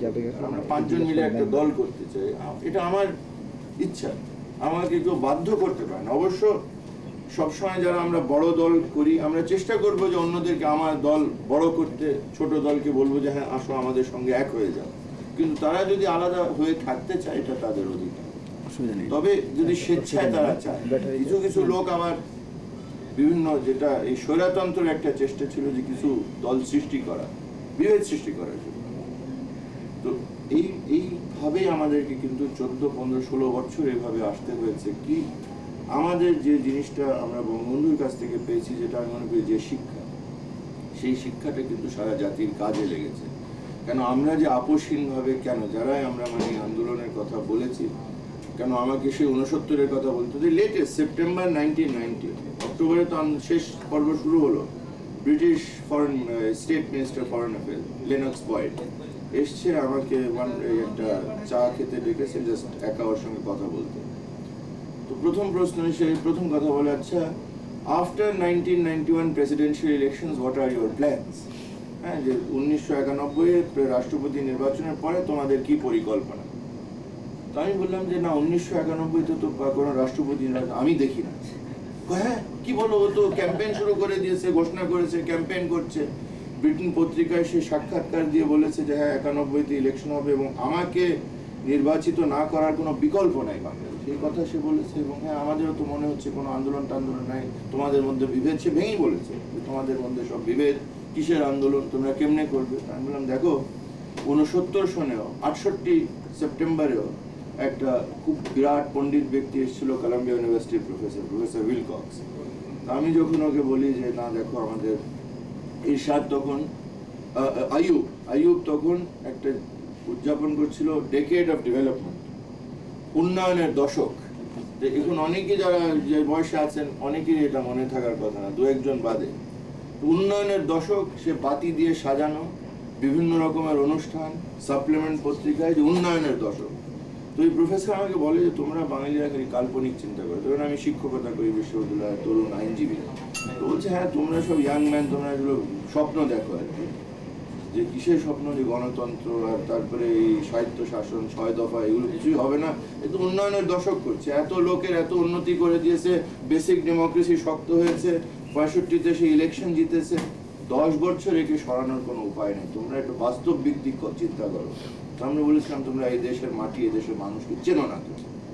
এবং 68 গেল, 6 মাসের মধ্যে আইয়ুব খানকে আমরা বিদায় নিতে দেখেছি। তো আমি লেনক্স বার্ডকে এই কথা বলেছি যে দেখো এই দেশের মানুষ, মাটির বৈশিষ্ট্য অন্তত আমরা মনে করি আমরা কিছুটা জানি। ইরশাদকে এই মাটি আর বেশি দিন সইতে পারে না, সহ্য করবে না। তো তারপরে তো 10 অক্টোবর থেকে আন্দোলন শুরু হলো, ডিসেম্বরে যখন পতন ঘটলো, চিঠি লিখেছে আমাকে যে আমি তোমার সঙ্গে কথা বলে মানে খুব উপকৃত হয়েছি, তুমি আমাকে আসল কথাটা বলেছিলে আর কি। এখন লন্ডনে গেলে বলছে আসলেই তুমি ফোন করো, মাত্র আমার সঙ্গে দেখা করো আর কি। তো কথা হলো কিছু না, এই কথা আমি কোন জোরে বলেছিলাম, বঙ্গবন্ধুর একজন কর্মী হিসাবে ওনার কাছ থেকে এটা শেখা যে এই মাটির একটা বৈশিষ্ট্য আছে, এই দেশের মানুষের একটা বৈশিষ্ট্য, যেটা আপনাদের মধ্যে আমি পাচ্ছি। আপনারা এত দূর এসে জাপানেও কিন্তু ওই বৈশিষ্ট্যটা আর নেই। দেশ সম্পর্কে যে চিন্তা, দেশকে যে বাঁচাতে হবে দেশকে, এটা কিন্তু আমি বহু অন্যান্য দেশের যে লোকজন আসে, আমি মনে করি না যে এই একদিনের নোটিসে এইভাবে কেউ সমবেত হয়ে এই ধরনের আলাপ আলোচনা হয়। এইটা হলো কিন্তু আমাদের দেশের বৈশিষ্ট্য। আমরা দারিদ্রতম দেশ হতে পারি, অনুন্নত হতে পারি, কিন্তু এই যে একটা চেতনা, এই যে একটা দেশের প্রতি ভালোবাসা, দেশ সম্পর্কে চিন্তা করার একটা যে অন্তর থেকে একটা আমাদের যে প্রবণতা, আগ্রহ, এই জিনিসটার মধ্যে দিয়ে কিন্তু বাংলাদেশের জন্ম হয়েছে। 20 শতাব্দীতে কিন্তু এই ধরনের রাষ্ট্র তো জন্ম নেয়নি, এই পদ্ধতিতে নেয়নি। এখন হয়তো সোভিয়েত ইউনিয়ন এটা বিভিন্ন কারণে ওখানে এক একটা মাথা চাড়া দিচ্ছে এগুলো জিনিস, কিন্তু 71 পর্যন্ত এরকম ঘটনা ঘটে না। এই জিনিস তো মনে রাখতে হবে, যখন আমরা নিরাশ হতাশ হয়ে হতে না, কেন আমরা একটা জাতি হিসাবে 71 ঘটিয়েছি আর এখন 90 ঘটিয়েছি, এবং 90 ঘটানোর পেছনে কঠিন কাজ। কেন 9-10 বছর অস্ত্র, অর্থ, একটা সামাজিক অবক্ষয়, তারপরে যেটা বাস্তবে স্বীকার করতে হয়, কেউ নেতৃত্ব রূপে মানে স্ট্রং, আমিও মানে হয়তো ওর মধ্যে অবশ্যই পড়ি আর কি, যদি ওইভাবে বলা হয় যে নেতৃত্বের মধ্যে আমাদেরকেও গণ্য করা হয়, তো অবশ্যই আমাদের সেই নেতৃত্ব ছিল না যেটা 60-এর দশকে ছিল। বঙ্গবন্ধু নাই আমাদের মাঝে, এটা ফ্যাক্ট। এবং বঙ্গবন্ধুর মতো নেতৃত্বকে স্থান পূরণ করা এটা আমাদের জীবনের কোনো সম্ভাবনা নেই। কেন এটা কেউ কেউ বলে 30 বছরের মধ্যে, কেউ বলবে 1000 বছরের একটা পদ্ধতির মধ্যে এরকম একটা নেতৃত্ব গড়ে ওঠে যে সারা জাতিকে ঐক্যবদ্ধ করে। সেই ইটালিতে গারিবল্ডি ইত্যাদি ইতিহাসের 5-10জন নাম নেওয়া যায় যারা ওইভাবে একটা জাতিকে গঠন করে। সেই নেতৃত্ব তো আমরা পাবো না, কিন্তু সেই নেতৃত্ব না পেলেও তো মানে সে তার অভাব তো আমরা অন্যভাবে পূরণ হয়েছে। কেন তার শিক্ষা, তার আদর্শ সকলের মধ্যে একটা এখনো গেঁথে আছে। এবং এইখানে আমি এসে কথা আমি অল্প শেষ করতে চাই, কেন আমি এই ইনফর্মাল আলোচনা আরো বেশি সুযোগ দেবে আমাদের চিন্তা বিনিময় করার। আমি যেটা বারবার, যেটা সংবিধানে আমরা একটা কথা লিখেছিলাম, 7ম অনুচ্ছেদ, জনগণ হলো দেশের ক্ষমতার মালিক। এই কয়েকটি শব্দকে কেন্দ্র করে কিন্তু আমরা এই আন্দোলনের যে মূল ভিত্তিটা স্থাপন করেছি, যে দেশের জনগণ হলো ক্ষমতার মালিক। কিন্তু জনগণ আজকে অসহায় বোধ করে কেন? আজকে আমাদের চুরি চামারি হচ্ছে, এই যে এখানে 32 কোটি টাকা চুরি হলো। আমি এই যে এখানকার পত্রিকা জাপান টাইমস আর কি মানিচি ডেলি এই কাটিং গুলো নিয়ে আমি শত শত কিন্তু ফটোকপি করে আমি জনসভা করেছি এবং দেখিয়েছি যে আজকে জাপানের ডায়েটে এটা নিয়ে প্রশ্ন হচ্ছে, কিন্তু আমার দুর্ভাগা দেশ আমার সংসদে কেউ প্রশ্ন করে না। আমাদের এরা হারাম খায়, যারা সংসদ সদস্য হয়েছে এরা প্রশ্ন করে না। জাপান পার্লামেন্টে প্রশ্ন ওঠে যে বাংলাদেশ এই দুর্নীতি সম্পর্কে কি ব্যাপার। এইগুলো তো জনগণের টাকা। এইভাবে জনগণকে আমরা এই আন্দোলনে টেনেছি, আন্দোলনে জনগণ এসেছে, প্রাণ দিয়েছে, দেশের সাধারণ মানুষ। 1 ডিসেম্বরে এক জায়গায় 7 জন মারা গেছে। কারফিউ যেভাবে ভঙ্গ করা হয়েছে, এটা 69-70কে ছাড়িয়ে দিয়েছে। এই আমার বাসার কাছে মৌচাকে 10,000 লোক কারফিউ ভঙ্গ করেছে যেদিন। তারপরে অভিনিরুর কথা এসছে, এটা খুব প্রাসঙ্গিক। কেন যে জিনিসটা লেনক্স বয়েড বলে, যে কথা বিদেশি সাংবাদিকরা বলে, জান তোমার দেশে আন্দোলন হবে কি করে। 69 একটা বৃহত্তর ঐক্য ছিল, একটা নেতৃত্ব ছিল যেটা সারা সবাইকে এক করে তখনকার সামরিক শক্তিকে মুখামুখি গেছিল এবং পরাজিত করেছিল। এখন তো সে অবস্থা নেই। তো কিন্তু তোমরা সব বিভিন্নভাবে বিভক্ত, এবং কোন একটা জায়গায় দাঁড়িয়ে তোমরা মোকাবিলা করবে। ও তো খেলছে, তোমাদেরকে সবাই একের অন্যের বিরুদ্ধে লাগিয়েছে। তখনই আমরা বলতাম যে না, এখনো একটা ঐক্যের কাঠামো আছে।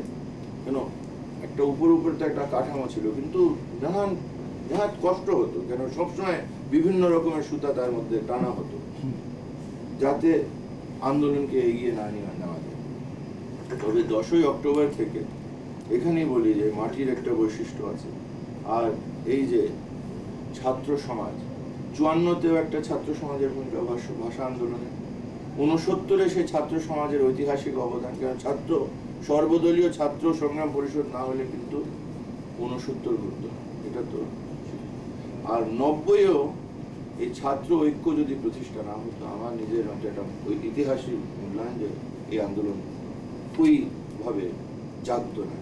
কিন্তু সেই কিছু লোক মারা গেল। সেই মতিঝিলে আমার অফিসের কাছে আমরা অবস্থানের পরে যখন ফিরে যাচ্ছি, কিছু গোলাগুলি শুরু হলো, কিছু ছেলে মারা গেল। এই লাশ নিয়ে ক্যাম্পাসে যাওয়া হলো। সেই যে ছাত্ররা সেই লাশকে ঘিরে একটা শপথ নিল যে না, আমরা সর্বদলীয় ঐক্য এখানে প্রতিষ্ঠা করলাম এবং এরশাদের পতন পর্যন্ত আমরা এই ঐক্যকে রক্ষা করব। পরের দিন পুলিশও সবাইকে এভাবে বেদম পিটালো যে 7 দলেরই নেতা, সেদিন হাসপাতালে গেছি দেখতে, তারই মাথা বাড়ি, গায়ে হাত ভাঙা, বলছে যে না, আমরা এক হয়ে থাকবো। এই যে ঐক্য প্রতিষ্ঠিত হলো, এর মধ্যে দিয়ে একটা সাংঘাতিক শক্তি সৃষ্টি হয়েছে। এবং সরকারও স্বৈরতন্ত্র, যে কোনো স্বৈরতন্ত্র এর সামনে তার অবস্থা সে খুব কঠিন অবস্থায় পড়ে। সে চেষ্টা করলো অভিনিরুকে জেল থেকে এনে আক্রমণ চালায়। আমি তখন সুপ্রিম কোর্টের বারের প্রেসিডেন্ট, তো আমাদের একটা বিশেষ ভূমিকা ছিল সেখানে।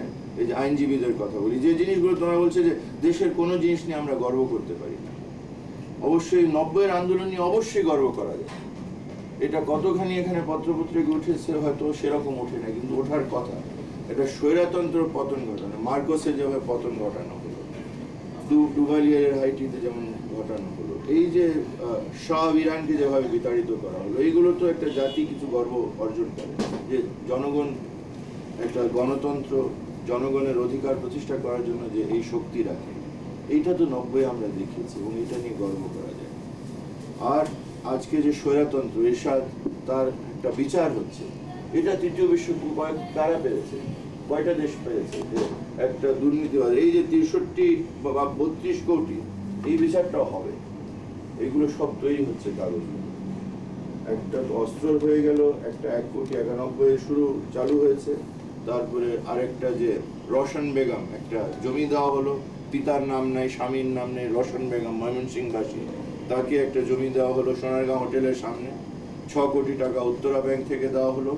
আর যেটা এখন পেয়ে গেছি, এটা 4 দিন আগেকার কথা। কারণ আমি এখনো মোটামুটি, আমাকে সর্বদলীয় একটা দায়িত্ব দেওয়া হয়েছিল, যে দায়িত্বটা আমি এখনো ধরে রেখেছি। এর কোনো বেতনও নাই, এটার কোনো সে টাইটেলও নাই, কিন্তু সর্বদলীয় একটা সিদ্ধান্ত ছিল যে এই যে দুর্নীতিবাজদের বিচার হোক, এটা আপনি একটু নজর রাখবেন। তো আমি নজর রেখে যাচ্ছি আর কি। তো সেই অ্যাটর্নি জেনারেল আমাদের আমিনুল হক, সার্জেন্ট জহুরুল হকের ভাই, সে নিযুক্ত হয়েছে। ওকে অনেকে আওয়ামী লীগ, উনি খুবই জহুরুল হকের ভাই, স্বাভাবিকভাবে আমাদেরই।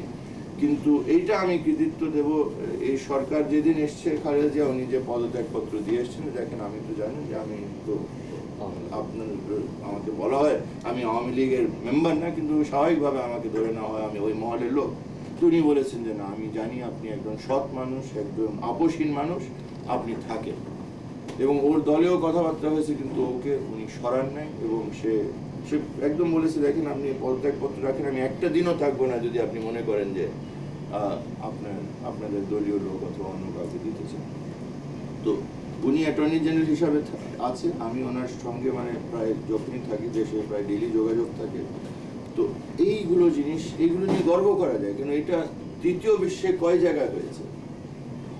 মার্কোসকে তারা নির্বাসনে গিয়ে কিছু কিছু কেস তার বিরুদ্ধে চালিয়েছে, কিন্তু একটা এত প্রভাব, এত শক্তিশালী যে লোক কে ভাবতো যে 5 বছর যে মিনিমাম আরো আছে প্রেসিডেন্ট হয়ে আছে, সে আজকে কাঠগড়ায় ডেলি দাঁড়াতে হয়, শুনতে হয়। তার একটা কনভিকশন হয়েছে, আজকে নিউজ হয় যে সে অ্যাপিল করেছে, এই পর্যন্ত নিউজ তার যে তার 10 বছর শাস্তি হয়েছে, সে একটা অ্যাপিল আজকে ফাইল করেছে, এই নিউজ আজকে আসছে।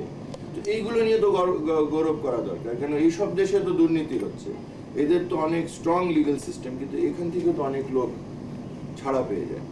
কিন্তু আমাদের জনগণের মানে একটা অ্যাচিভমেন্ট যে মানুষ এভাবে ঘেরাও করে, তা এয়ারপোর্ট তো ঘেরাও কে করেছিল? ছাত্র ঐক্য যে এয়ারপোর্ট ঘেরাও করেছে, যে ওকে আমরা প্লেনে উঠতে দেবো না। 3 দিন তো এয়ারপোর্ট ঘেরাও ছিল, 6, 7, 8 ডিসেম্বর। অর্থাৎ এইগুলো নিয়ে একটা নতুন ভাবে আমরা অনুপ্রাণিত হতে পারি, যেগুলো আমরা করেছি, ঘটিয়েছি অ্যাগেনস্ট অল অডস। মানে যে হিসাব যারা করতো, যারা অঙ্ক করতো, আমাকে অনেকেই অঙ্ক করে বলতো যে না এটা মিলে না, হবে না, অর্থ অস্ত্র বিভেদ, হ্যাঁ, একে কিনে নিয়েছে, ওকে কিনে নিয়েছে, এই যে অভিনিরুর ভূমিকা। ওই অভিনিরুর ভূমিকা বলে আমি শেষ করি, কেন অনেক প্রশ্ন আছে, আমি সব প্রশ্নের হয়তো উত্তর দিতে পারি, আমাকে এক একটা খেতে খেতে আমি দেবো, সব প্রশ্নেরই উত্তর দেবো। একটু হস্তক্ষেপ করি, কিছু মনে করবেন না। এই যে এরশাদের বিচারের ব্যাপার যে দায়িত্বটা আপনি নিয়েছেন, আমাদের আমি বিশ্বাস করি সবারই দাবি, আবেদন না, অনুরোধ না, দাবি যে এটা একটা কিছু হতে হবে, এটা হতে হবে। এটা না হলে আমি মনে করি যে সশস্ত্র গণতন্ত্র যারা বিশ্বাসী তারা আবার আসবে। আমরা চাই যে এটা অধ্যায় ছেদ করে যাক এখানে বাংলাদেশে, এরপর নতুন একটা বাংলাদেশ চন্দ্র। এখানে আমি মানে শেষ করে দিতে চাই, তারপর আমরা আলাপ করি আর কি। এই যে অভিনিরুর যে প্রশ্ন, এই প্রশ্নটা কিন্তু আমারও আছে, কারণ যে 27শে নভেম্বর এরশাদ, কাজী জাফর মিলে এদেরকে ছাড়া জেল থেকে বের করেছে, এই খবরটা আমরা পেয়েছি। আমাদের ছেলেদের মধ্যে একটা বিভ্রান্তি সৃষ্টি হয়েছে, এখন কি হবে। তখন আমরা যেটা কৌশল জানতে পেরেছি যে অভিনিরু ক্যাম্পাসে ঢুকবে, আমাদের ছেলের উপরে আক্রমণ করবে, করলেই তারা বলবে যে এরা তো বিএনপির ছেলেরা আমাদের উপরে আক্রমণ করেছে, আর ঐক্য থাকে কি করে। একদম ফার্স্ট ক্লাস কৌশল। এই রণকৌশল যখন আমরা জানতে পেরেছি, তখন আমরা এই সুপ্রিম কোর্টে বসে তাদের যে প্রফেসর এখন মন্ত্রী হয়েছে মুশারফ হোসেন, তখনকার মুশারফ হোসেন জিওলজির প্রফেসর, ওকে আমি ডেকে পাঠিয়েছি, সে ওদের ছাত্র মানে কিছুটা ওখানে দেখাশোনা করতো। আমি বললাম যে আজকে আমরা যুদ্ধক্ষেত্রে, আজকে ওই বাঁচার তাগিদে আমরা যুদ্ধ করছি। এই অভিনিরুকে এনেছে, একে যদি আপনারা বিএনপি হিসাবে ওন করেন, এরা যদি বিএনপি হিসাবে আমাদের ছেলেকে আক্রমণ করে আর কিছু ঘটে, তো আন্দোলন শেষ। কিসের কেমনে থাকবে ঐক্য? অর্থাৎ আমাদের ছেলেরা আমার কাছে প্রস্তাব এনেছিল যে আপনি বলেন অভিনিরুকে 24 ঘন্টার মধ্যে তারা এক্সপেল করবে, উনি যদি এক্সপেল করে পত্রিকায় দিয়ে দেয়, তখন আমাদের ঐক্য আমরা রক্ষা করব, তখন আমরা অভিনিরুর যে বাহিনী তাকে আমরা সবাই ফেস করব।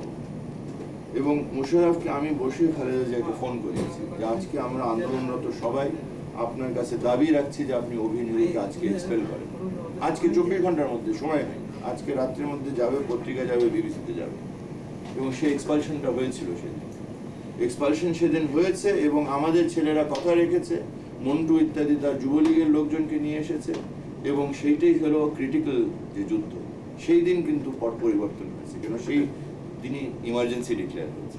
যখনই অভিনিরু বিতাড়িত হয়েছে ওখান থেকে, সঙ্গে সঙ্গে ইমার্জেন্সি হয়েছে, সঙ্গে সঙ্গে মন্টুর বাড়ি হামলা হয়েছে। আমি সেখানে যে পুলিশের সামনে দাঁড়িয়েছে, আমাদেরকে ধাক্কা দিয়ে, তার বউকে ধাক্কা দিয়ে ওকে নিয়ে গেছে।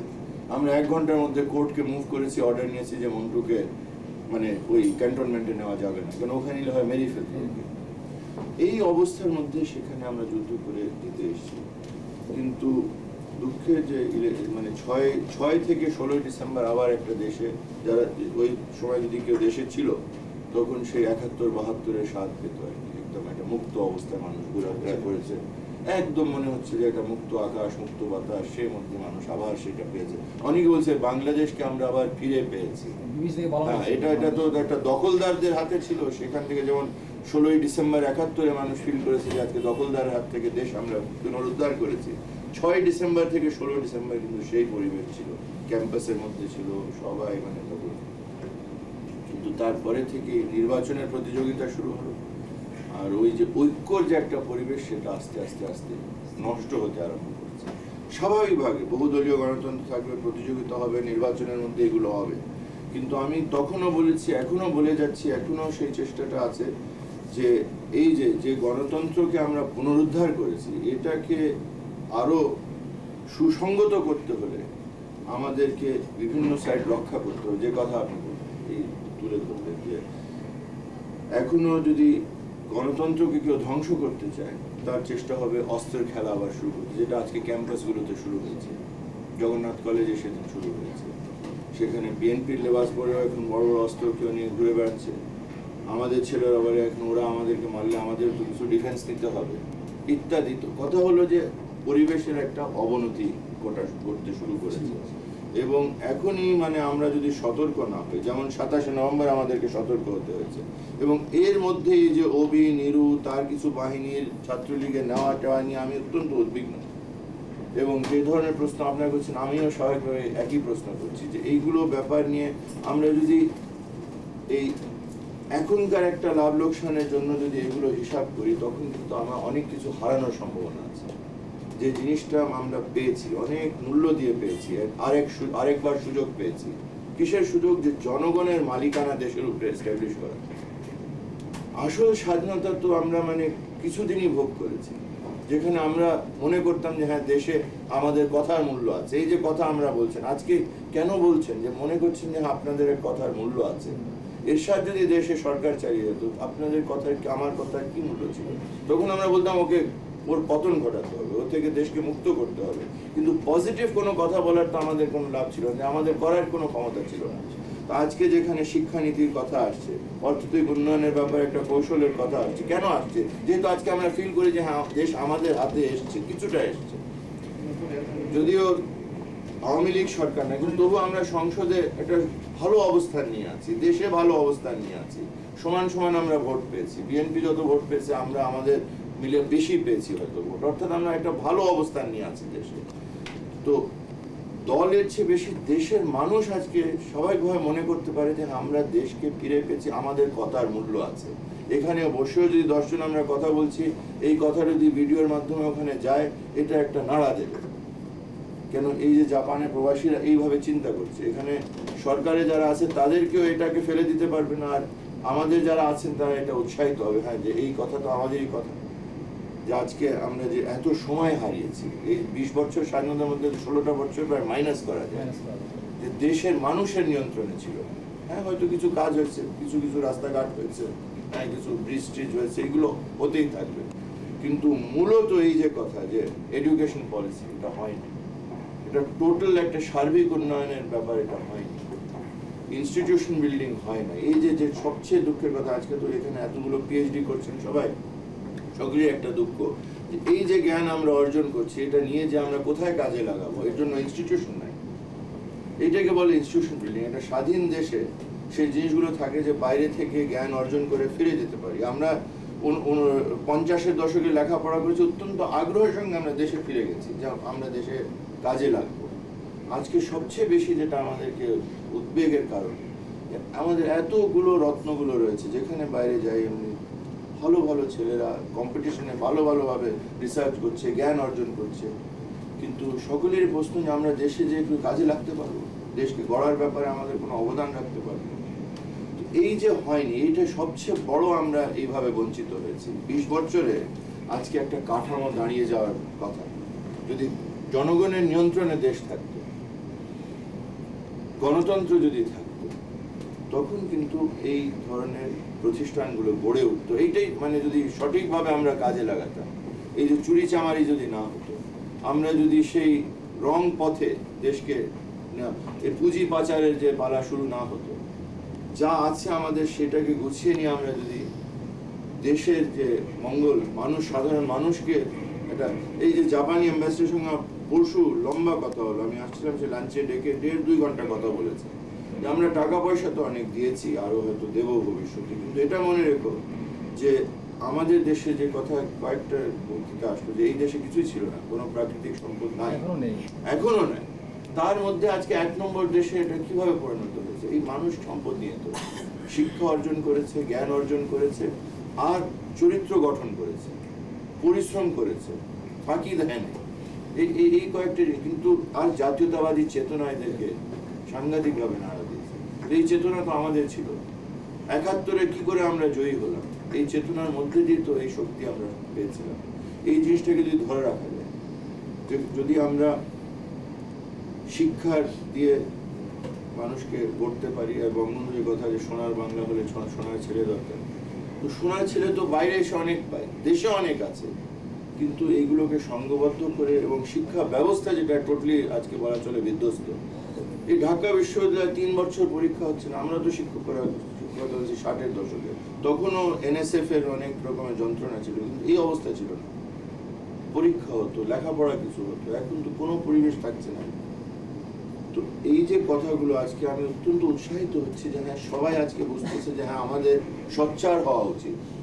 টোকিওতে বসেও আমরা নীরব থাকবো না। আমাকে আপনাকে বললেন যে আপনি নীরব হবেন না, আমার কথা হলো যে কাউরই নীরব থাকা চলবে না, কাউরই নিষ্ক্রিয় থাকা চলবে না। কেন? দেশে জনগণ হলো ক্ষমতার মালিক, আর গণতন্ত্রের বৈশিষ্ট্য হলো যে নেতা ততই দিন নেতৃত্ব দিতে পারে যখন মানুষের চাহিদা পূরণ করতে পারে, মানুষের আশা আকাঙ্ক্ষা পূরণ করার ব্যাপারে মানুষ বুঝতে পারে যে হ্যাঁ, পদক্ষেপ নিচ্ছে। বঙ্গবন্ধুর পেছনে কেন মানুষ জড়ো হলো? যে উনি মানুষের মনকে জয় করলেন, মানুষের অন্তরের কথা বুঝতে পেরেছেন, এবং সে চাহিদা পূরণ করার পথ দেখিয়েছেন, ঝুঁকি নিয়ে সে পথে সাহসের সঙ্গে এগিয়ে গেছেন, জনগণও তার সঙ্গে গেছে, লক্ষ লক্ষ ছেলেরা প্রাণ দিয়েছে, ইতিহাস সৃষ্টি করেছে। তো আমরা এই আন্দোলনে যখনই আমরা আদর্শ ঠিক একটা আমাদের লক্ষ্য স্থির করেছি, সবাই এগিয়ে এসছে। আজকে পতন আমরা ঘটিয়েছি, পতন ঘটানোর পরে কিন্তু কঠিন একটা কাজগুলো সামনে আসে যে এই বিধ্বস্ত দেশকে কিভাবে আমরা গড়ব। সকলেই আশা আকাঙ্ক্ষার কথা এখানে এসছে যে আমরা কি ধরনের দেশ চেয়েছিলাম, কি ধরনের বাংলাদেশ আমরা আমাদের চিন্তার মধ্যে ছিল, আমাদের পূর্বপুরুষরা কি চিন্তা করেছেন, আমরাও কি আশা করে আছি যে একটা দেশ যেটাকে নিয়ে আমরা গর্ব করব। ইতিহাস, আমাদের গৌরবময় ইতিহাস আছে, ইভেন 90-এর ইতিহাসকে আমরা যদি ঠিক মতো তুলে ধরি, এটাকে নিয়েও গর্ব করা আছে। যেভাবে লোকরা কারফিউ ডিফাই করেছে, অস্ত্রের সামনে আত্মসমর্পণ করেনি, টাকার কাছে বিক্রি হয়ে যায়নি, এগুলো নিয়ে গর্ব করা যায়। আর আজকে সম্ভাবনা একটা সৃষ্টি হয়েছে, একটা সুযোগ এসছে। এই মাত্র স্বাধীনতার মানে আমি মনে করি সুযোগ। যে লোকগুলো নিষ্ক্রিয়, যে লোক অসহায়, সে লোকের কাছে একটা সুযোগ আসে কিছু করার, আমরা সবাই মিলে কিছু করি।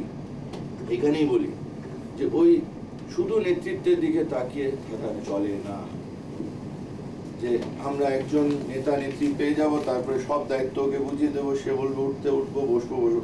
এক এক সময় এটা হয়, এবং বঙ্গবন্ধুর একটা ঐতিহাসিক নেতৃত্ব সে পর্যায়ে হয়েছিল, কেন সে একটা বহু দিনকার সংগ্রাম আন্দোলন একটা ক্লাইম্যাক্স পিকে গেছে, তিনি তার মধ্যে দিয়ে 2বার সে ফাঁসির মঞ্চে গিয়ে একটা জায়গায় তিনি দাঁড়িয়েছেন, কল দিয়েছেন, সবাই তার কথা মতো উঠেছে, বসেছে।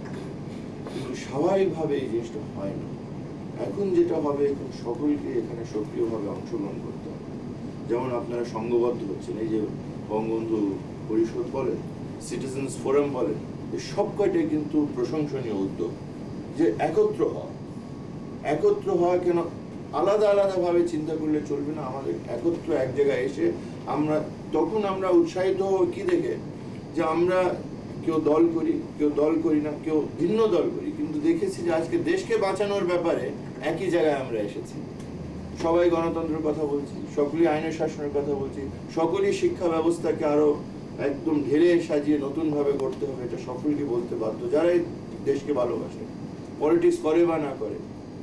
এই অর্থনৈতিক উন্নয়নের ব্যাপারে একটা টোটাল স্ট্র্যাটেজি উৎপাদন বৃদ্ধি করা, উৎপাদন বৃদ্ধি না করে তো একটা দেশ গড়া সম্ভব না, চরিত্র গঠন করা, এই কথাগুলোর উপরে দেখবেন কিন্তু একটা ঐক্যমত দেশে গড়ে উঠেছে, আন্দোলনের মধ্যে দিয়ে গড়ে উঠেছে। তো এই জিনিসটাকে ধরে রাখা, এই জিনিসকে আরো সুসংগত করা, আর সোচ্চার হওয়ার, ওই যেভাবে একাত্তরে যে যেখানে ছিল প্রবাসী বাঙালি সবাই কিন্তু দেশের যে সংগ্রামের সঙ্গে জড়িত হয়েছে, টাকা পয়সাও পাঠিয়েছে, কিন্তু তার চেয়ে বেশি এই কথাগুলো পাঠানো দরকার। আপনার মানচিত্রতে যেগুলো লেখা দিচ্ছেন এইগুলো শুধু এখানকার জন্য দেন না, দেশেও যেন এগুলো যায়, যে প্রবাসী বাঙালিরা কি একটা মুক্ত চিন্তা, এখানে আপনাদের লাভ কি যে একটা মুক্ত পরিবেশে কথা বলছে। বিশ্বাস করেন যে এই ধরনের আমরা চেষ্টা করছি দেশে এই ধরনের আরো আয়োজন করতে, এগুলো অনেক দিন হয়নি। একে তো সে তখন আমাদের একটা ছিল এরশাদ হটাও, এইটাই 1 পয়েন্ট ছিল, অর্থাৎ এতগুলো কথা বললে আমরা বলতাম বিতর্ক বাড়িলে আপনি আগে ওকে সরাই, তারপরে আমরা সুযোগ আসবে তখন আমরা এগুলো, তখন সময় এসেছে, এখন আর বসে থাকা যায় না। তাই এইভাবে দাঁড়াতে হবে, আর সতর্ক থাকতে হবে যে স্বৈরতন্ত্র যার পতন করছে তারা ষড়যন্ত্র চালিয়ে যাবে, গণতন্ত্রের উপরে আঘাত আনার চেষ্টা চালিয়ে যাবে। যারা এই সাম্প্রদায়িক শক্তি, যারা বিভিন্ন রকমের পশ্চাৎপদ শক্তি, যারা শোষণ করেছে, চুরি করেছে, এরা তো বসে থাকবে না, কিন্তু তারা জানে যে জনগণের মালিকানা যদি একবার শক্তভাবে প্রতিষ্ঠা, তাদের কোনো স্থান থাকবে না। এই ইরশাদ কোটি কোটি টাকা ব্যয় করছে কেন? তারা জানে যে এই কেসগুলো যদি স্বাভাবিকভাবে হয় তার 100 বছর জেল হবে, ফাঁসি হয়ে যেতে পারে। অর্থাৎ সে তার সঙ্গবঙ্গরা সাংঘাতিকভাবে টাকা ছড়াবে, এই যে অস্ত্র টস্ত্র বিতরণ করা, টাকা দিয়ে মানে গন্ডগোল সৃষ্টি করা, তারা করে যাচ্ছে। আর আমাদেরকে যদি সবার মধ্যে লাগিয়ে দিতে পারে, মানে বিভিন্ন এক দলকে আরেক দলের বিরুদ্ধে, দলের মধ্যে এক গ্রুপকে আরেক গ্রুপের বিরুদ্ধে লাগাতে, এই ব্যাপারে আমাদের সাংঘাতিকভাবে সতর্ক থাকতে হবে। কিন্তু আপনাদের কাছে আমার অনুরোধ, আর এই প্রশ্নগুলো আমি করে যান, আমি উত্তর দিতে থাকবো, আপনারা সক্রিয়ভাবে কিন্তু নামবেন, যতটুকু সময় দিতে পারেন, যে কোনো মানে বঙ্গবন্ধু পরিষদ হোক, আওয়ামী লীগ এখানে আরো যদি ভালোভাবে প্রতিষ্ঠা হোক, কিন্তু একটা জায়গায় বাঙালি হিসাবে বৃহত্তর ঐক্য এখানে বজায় রাখেন, সবাইকে টানেন। অবশ্যই দল করলে মানুষ নিজের দলে সবাইকে টানবেন, কিন্তু যদি কেউ দলেও না আসে, কিন্তু দেশের ব্যাপারে বাঁচার তাগিদে সবাইকে সঙ্গে রাখেন। কেন অনেকে হয়তো রাজনীতি করবে না, আওয়ামী লীগ জয়েন করবে না, আচ্ছা বঙ্গবন্ধু পরিষদে আসে, এটা তো রাজনৈতিক একটা ফোরাম, এটা যারা বাঙালি জাতীয়তাবাদে বিশ্বাস করে তাদের ফোরাম, তাদেরকে টানবে। আওয়ামী লীগ করে না, অনেকেই বঙ্গবন্ধু পরিষদ করে, বঙ্গবন্ধু পরিষদ কেউ করে না, সিটিজেন্স ফোরাম করে, ভালো কথা, কোনোটাই বাদ দেওয়ার কথা না, সব কয়টাকে আরো কাছে আনা, সিটিজেন্স ফোরামে সবাইকে কাছে আনা, বঙ্গবন্ধু পরিষদের টানা, আওয়ামী লীগ যারা করতে পারে সেই মানে সময় দিতে পারে আসুক। কথা হলো যে কাছে আসা দরকার, দূরত্ব আমাদের মধ্যে থাকা দরকার। প্রবাসীদের এই সুবিধা আছে, কারণ দেশের বাইরে থাকলে কিছু কিছু দলাদলি হয় আমাদের বাইরে থাকলেও, কিন্তু ঠিক আছে, সেটার ঊর্ধ্বে উঠতে হবে। আজকে যদি বাঁচতে হয়, ওই যে ওনার কথা, বাঁচতে হলে বাইরে যারা আছেন মূল বিষয় আপনারা একই বক্তব্য দেন, সেটা মানচিত্রের মাধ্যমে হোক, যখন দেশে চিঠির পত্র লেখেন এগুলো ওখানেও লেখেন যে আমরা বাইরে থেকে লক্ষ্য করছি যে আজকে এই সব দিক থেকে আমাদের গণতন্ত্রের উপরে আঘাত আসতে পারে, আমরা লক্ষ্য করছি। দেখেন এই যে আমাকে যেগুলো প্রশ্ন করেছে, এই প্রশ্নগুলো দেশেও যেন হচ্ছে, কিন্তু যখন দেশেও হচ্ছে, এখানে হবে, লন্ডন থেকে আসবে, নিউ ইয়র্ক থেকে আসবে, এইগুলোর একটা আরো শক্তভাবে ওখানে গণতান্ত্রিক শক্তি আরো শক্তি পাবে। এইভাবে কিন্তু আমাদের এখনো আসল তো একটা বিধ্বস্ত সমাজকে নতুন করে গড়া, গণতন্ত্রকে আবার পুনঃপ্রতিষ্ঠা করা, এগুলো কঠিন কাজ, এবং এখানে সকলকে কিন্তু অংশগ্রহণ করতে হবে। নেতৃত্বের দিকে শুধু তাকিয়ে থাকা অথবা ছেড়ে দেওয়া যে হ্যাঁ অমুকের পক্ষে হাত তুলে দিলাম, বাকি সে করে দেবে, তো হবে না। তো প্রত্যেক গ্রামে, প্রত্যেক ইউনিয়নে, প্রত্যেক থানায়, প্রত্যেক জেলায় এই ধরনের যে একটা ফোর্স, যে সচেতন, যারা দেশ সম্পর্কে চিন্তা করে, দেশে ভালোবাসে, তাদেরকে সক্রিয়ভাবে এগিয়ে আসতে হবে। যে দলকে ভালো মনে করবেন সে দলে আসবে, সে দলকে কিছু সময় দেবে। হ্যাঁ, আমরা অবশ্য দাবি করবো যে আওয়ামী লীগ 40 বছরের পর দল, স্বাধীনতা যুদ্ধে আমরা আমাদের কৃতিত্বের কথা বলবো এবং টানবো, কিন্তু যদি সে দলে আসে না, কোনো একটা জায়গায় আসে কিন্তু এই যে মানুষকে কাছে আনা, মানুষের কথা বলা, মানুষকে অধিকার সম্পর্কে সচেতন করা, সংঘবদ্ধ করা, যে কোনোভাবে কিন্তু সময় দিতে হবে। সবাই যে আমরা বলবো যে না আমরা নিজের কাজ নিয়ে ব্যস্ত থাকবো, দেশ একজন নেতাকে আমরা সমর্থন দেবো সেই সব কিছু, নেতা নেতৃত্ব একা করতে পারবে না, সবাইকে নিয়েই সম্ভব। এইটাই হলো গণতন্ত্র। বঙ্গবন্ধু যা সারা জীবনে করেছেন সবাইকে নিয়ে করেছেন, চেষ্টা করেছেন সে 3 বছরে সবাইকে নিয়ে করতে। সে তাকে আঘাত আসছে, আক্রমণ করা হয়েছে, তাকে আমরা হারিয়েছি, কিন্তু তার শিক্ষা উনি দিয়ে গেছেন যে আমরা পারবো, কিন্তু সবাই মিলে করতে হবে। দিক নির্দেশনা দিয়েছেন, যুদ্ধ তো সবাই করেছে, প্রাণ দিয়েছে, তাই না? তো আজকেও দেশ গড়তে হলে আমরা একটা এই ধরনের অ্যাপিল করতে পারি, তো সবাই যদি সংঘবদ্ধ হয়ে দাঁড়ায় না আর সতর্ক হয় না আর বিভেদ সৃষ্টি করার যে একটা ষড়যন্ত্র, এটা থেকে আমরা মুক্ত না হতে পারি, তখন কাজটা আরো কঠিন। এই কথা বলে আমি আমার বক্তব্য শেষ করছি। আমি খুব আসলে আজকে উৎসাহিত হয়েছি যে এত দূরে থেকেও কিন্তু মনে হয় আপনারা প্রত্যেক দিনের ঘটনা ওখানে নিজের খবরাখবর রাখছেন, চিন্তা করছেন, এই যে গঠনমূলক সাজেশনগুলো আসছে, এইভাবে যদি আমরা দেশে বিদেশে যারা যেখানে আছি এইভাবে যদি আজকে এগিয়ে আসি, তখন আসলে কিন্তু একটা আশা করা যেতে পারে। আর এই যে আমাদের ভাবমূর্তি নষ্ট হয়েছে, এটাকে আমরা কেটে উঠে আবার যেটা ৭১-এ যে গৌরব, যে সম্মান আমরা অর্জন করেছি, সেটাকে আবার পুনরুদ্ধার করা অবশ্যই সম্ভব। জয় বাংলা, জয় বঙ্গবন্ধু। ধন্যবাদ প্রধান অতিথি আপনার মূল্যবান বক্তব্যের জন্য। খাওয়া পর্বের সাথে সাথে প্রধান অতিথিকে আপনারা আপনাদের ইচ্ছে মতো প্রশ্ন করতে পারবেন। আর যদি আপনারা আপনাদের সকল প্রশ্নের জবাবের মধ্যে পেয়ে না থাকেন, বিক্ষিপ্তভাবে অনেক প্রশ্ন এসেছে, হয়তো প্রধান অতিথি সাজানো আছে কিনা আমার ঠিক জানা নেই, আপনারা আবার পুনরায় তাকে স্মরণ করে দিতে পারেন যাতে উনি তার উত্তর দিতে পারেন। এখনই আমাদের ভোজ পর্ব শুরু হবে। ভোজ পর্ব শুরুর পরেই আমাদের সভাপতির ভাষণ দিয়ে আমাদের প্রথম পর্ব শেষ হবে এবং দ্বিতীয় পর্বে বাংলাদেশ আওয়ামী লীগ জাপান শাখা থেকে এবং বঙ্গবন্ধু পরিষদ জাপান শাখা থেকে প্রধান অতিথির জন্য কিছু উপহার আছে। তাই আসুন আমরা এবার একটু আমরাও সাহায্য করি। অনেক প্রশ্ন আছে,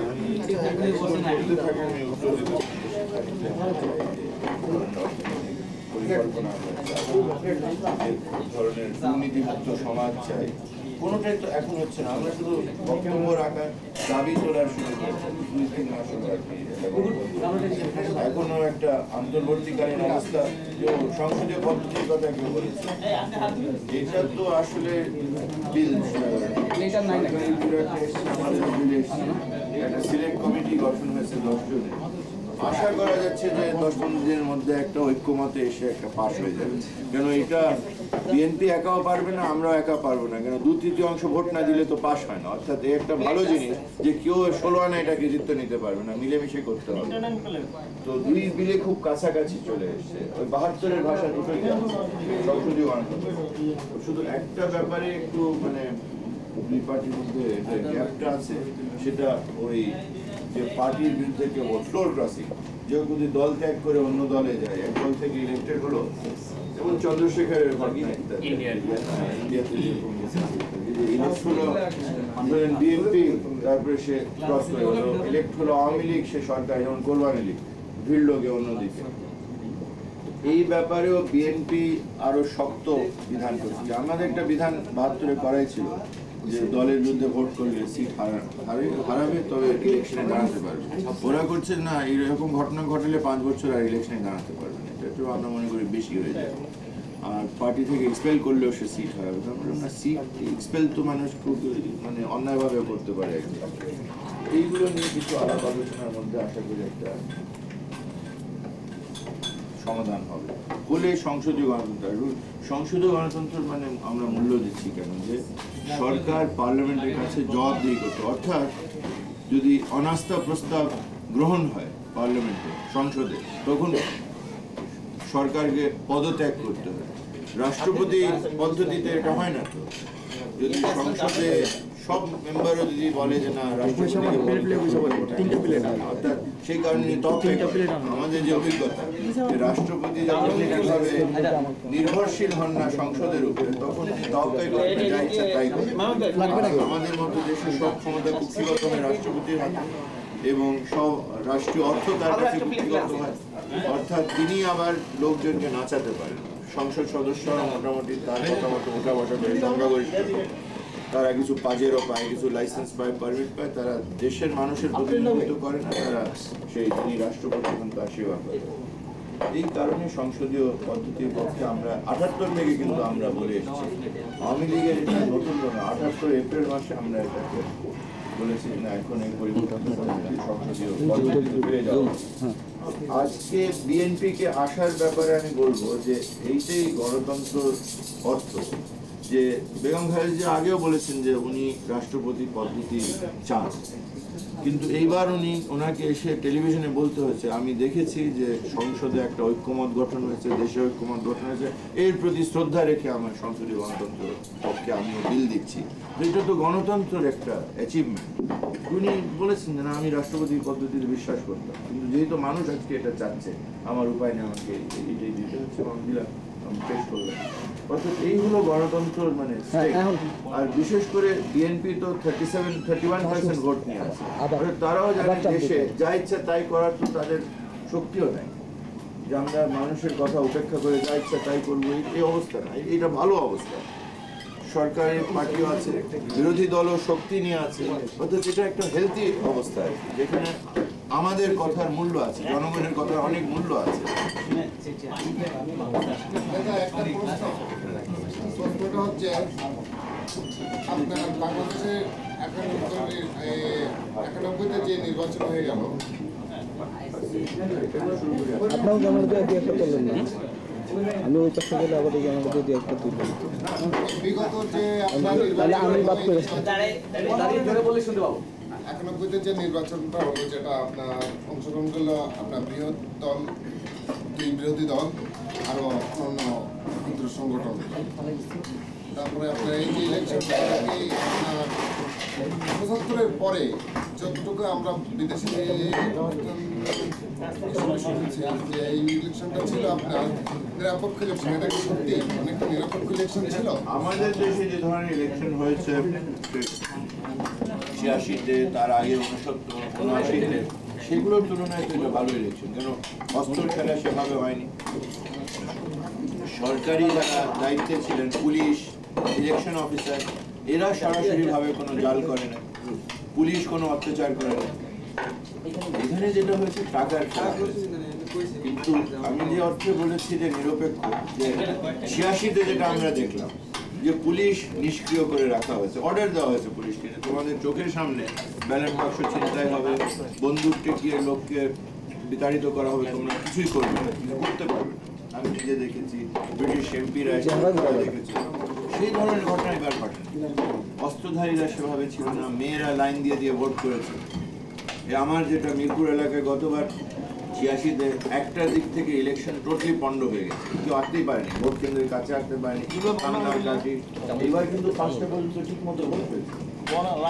এক এক জায়গায় 80% মেয়েরা ভোট দিয়েছে, আমার বিরুদ্ধে ভোট দিয়েছে, কিন্তু ভোট দিয়েছে, আমরা এনেছি ওদের, আমরা খেটে ওদেরকে এনেছি, আমাদের বিরুদ্ধে ভোট দিয়েছে। নাইন ভাই স্ট্যান্ড আছে, স্ট্যান্ড আছে।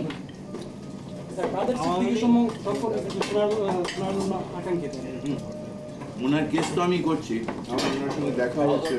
হ্যাঁ, ওনাকে পিজিতে যেখানে রাজবন্দীদেরকে রাখে সেখানে উনি এখন আছেন মাঠে। 23 তারিখে তার কেস হওয়ার কথা আর কি, অ্যাপেলেট ডিভিশনে। আমরা তো আশা করছি যে কেসে ওনাকে মাধ্যমে ছাড়া ওনাকে আমরা মুক্ত করতে পারবো। তো আমি যেহেতু দেশে থাকছি না 23 তারিখে, বোধহয় অগাস্টের প্রথম সপ্তাহে কেসটা উঠবে, আমি নিজে যে করবো, আমি সময় মতো ফিরে যাবো এই কেসটা করার জন্য। তো এটা দুঃখজনক যে মানে দেশে বঙ্গবন্ধুর খুনিরা ঘুরে বেড়াচ্ছে, আর কাদের সিদ্দিকীকে আজকে যেভাবে আটক করে রাখা, এটা দুঃখের বিষয়।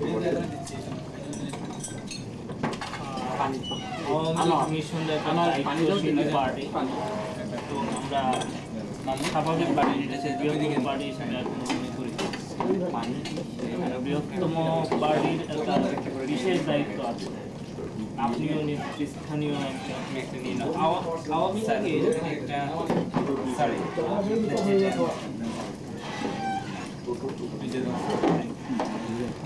কথা বলতে বলতে একটু ইনফর্মালি আলাপ করি। বর্তমান সরকারের বয়স খুবই কম। এই 3 মাস সময়ে এখন আওয়ামী লীগের দায়িত্বশীল মহল যে বক্তব্য আছে যে এই সরকার অবৈধ, এই জাতীয় আমি আজকে এটা অবৈধ কেউ বলে? অবৈধ বা তাদের মানে ক্ষমতায় থাকার আর ইয়ে নাই, হায়দার অধিকার নাই, এইটাই অপোজিশন বক্তব্য হিসেবে বলতে বলা হয় না, মানে শক্তভাবে সমালোচনা করা হচ্ছে। সমালোচনার ভাষাটি পরিবর্তন করলে ভালো হয়, মানে আমি মনে করি। আমি এটা দেশ আপনার পদত্যাগ করা হয়েছে। 3 মাস আগে একটা নতুন সরকার গঠিত হয়েছে, প্রায় 15 বা 16 বছর পরে। সেই সরকার কি এত সকালে পদত্যাগ করা উচিত? এটা যদি শেখ হাসিনা এইগুলো ভাষা ট্যাকটিক্স এগুলো একটু ব্যাপার আছে। আমরা নিজের মধ্যে আলাপ করেছি যে এইগুলোকে কোন সময় কোন কথা বলতে হয় এগুলো একটু হিসাব করে বলা দরকার। এগুলোর সুযোগ আবার সামরিক বাহিনী কিংবা সেই জাতীয় এই প্রেক্ষিতে বলা হচ্ছে যে আমরা যখনই অপোজিশন এখন করছি এইটাকে একটু হিসাব করে করি যেন কোনো তৃতীয় শক্তি সুযোগ না নেয়। এই কথার খুব মূল্য আছে। আমিও যদি এই পার্টিতে কথা খুব বেশি বলি আমার একটা ভুল বোঝাবুঝি হতে পারে, তাই না? কিন্তু এই যে আপনাদের মধ্যে থেকে এই কথা বলে অনেক মূল্য আছে, কিন্তু তারা জানবে যে কোনো আপনার স্বার্থ নাই, একটা এই যে যে সতর্কতা আছে। না না, ডাক্তার মানুষ আমাদের তো আপনাদের খাওয়া দাওয়া উচিত।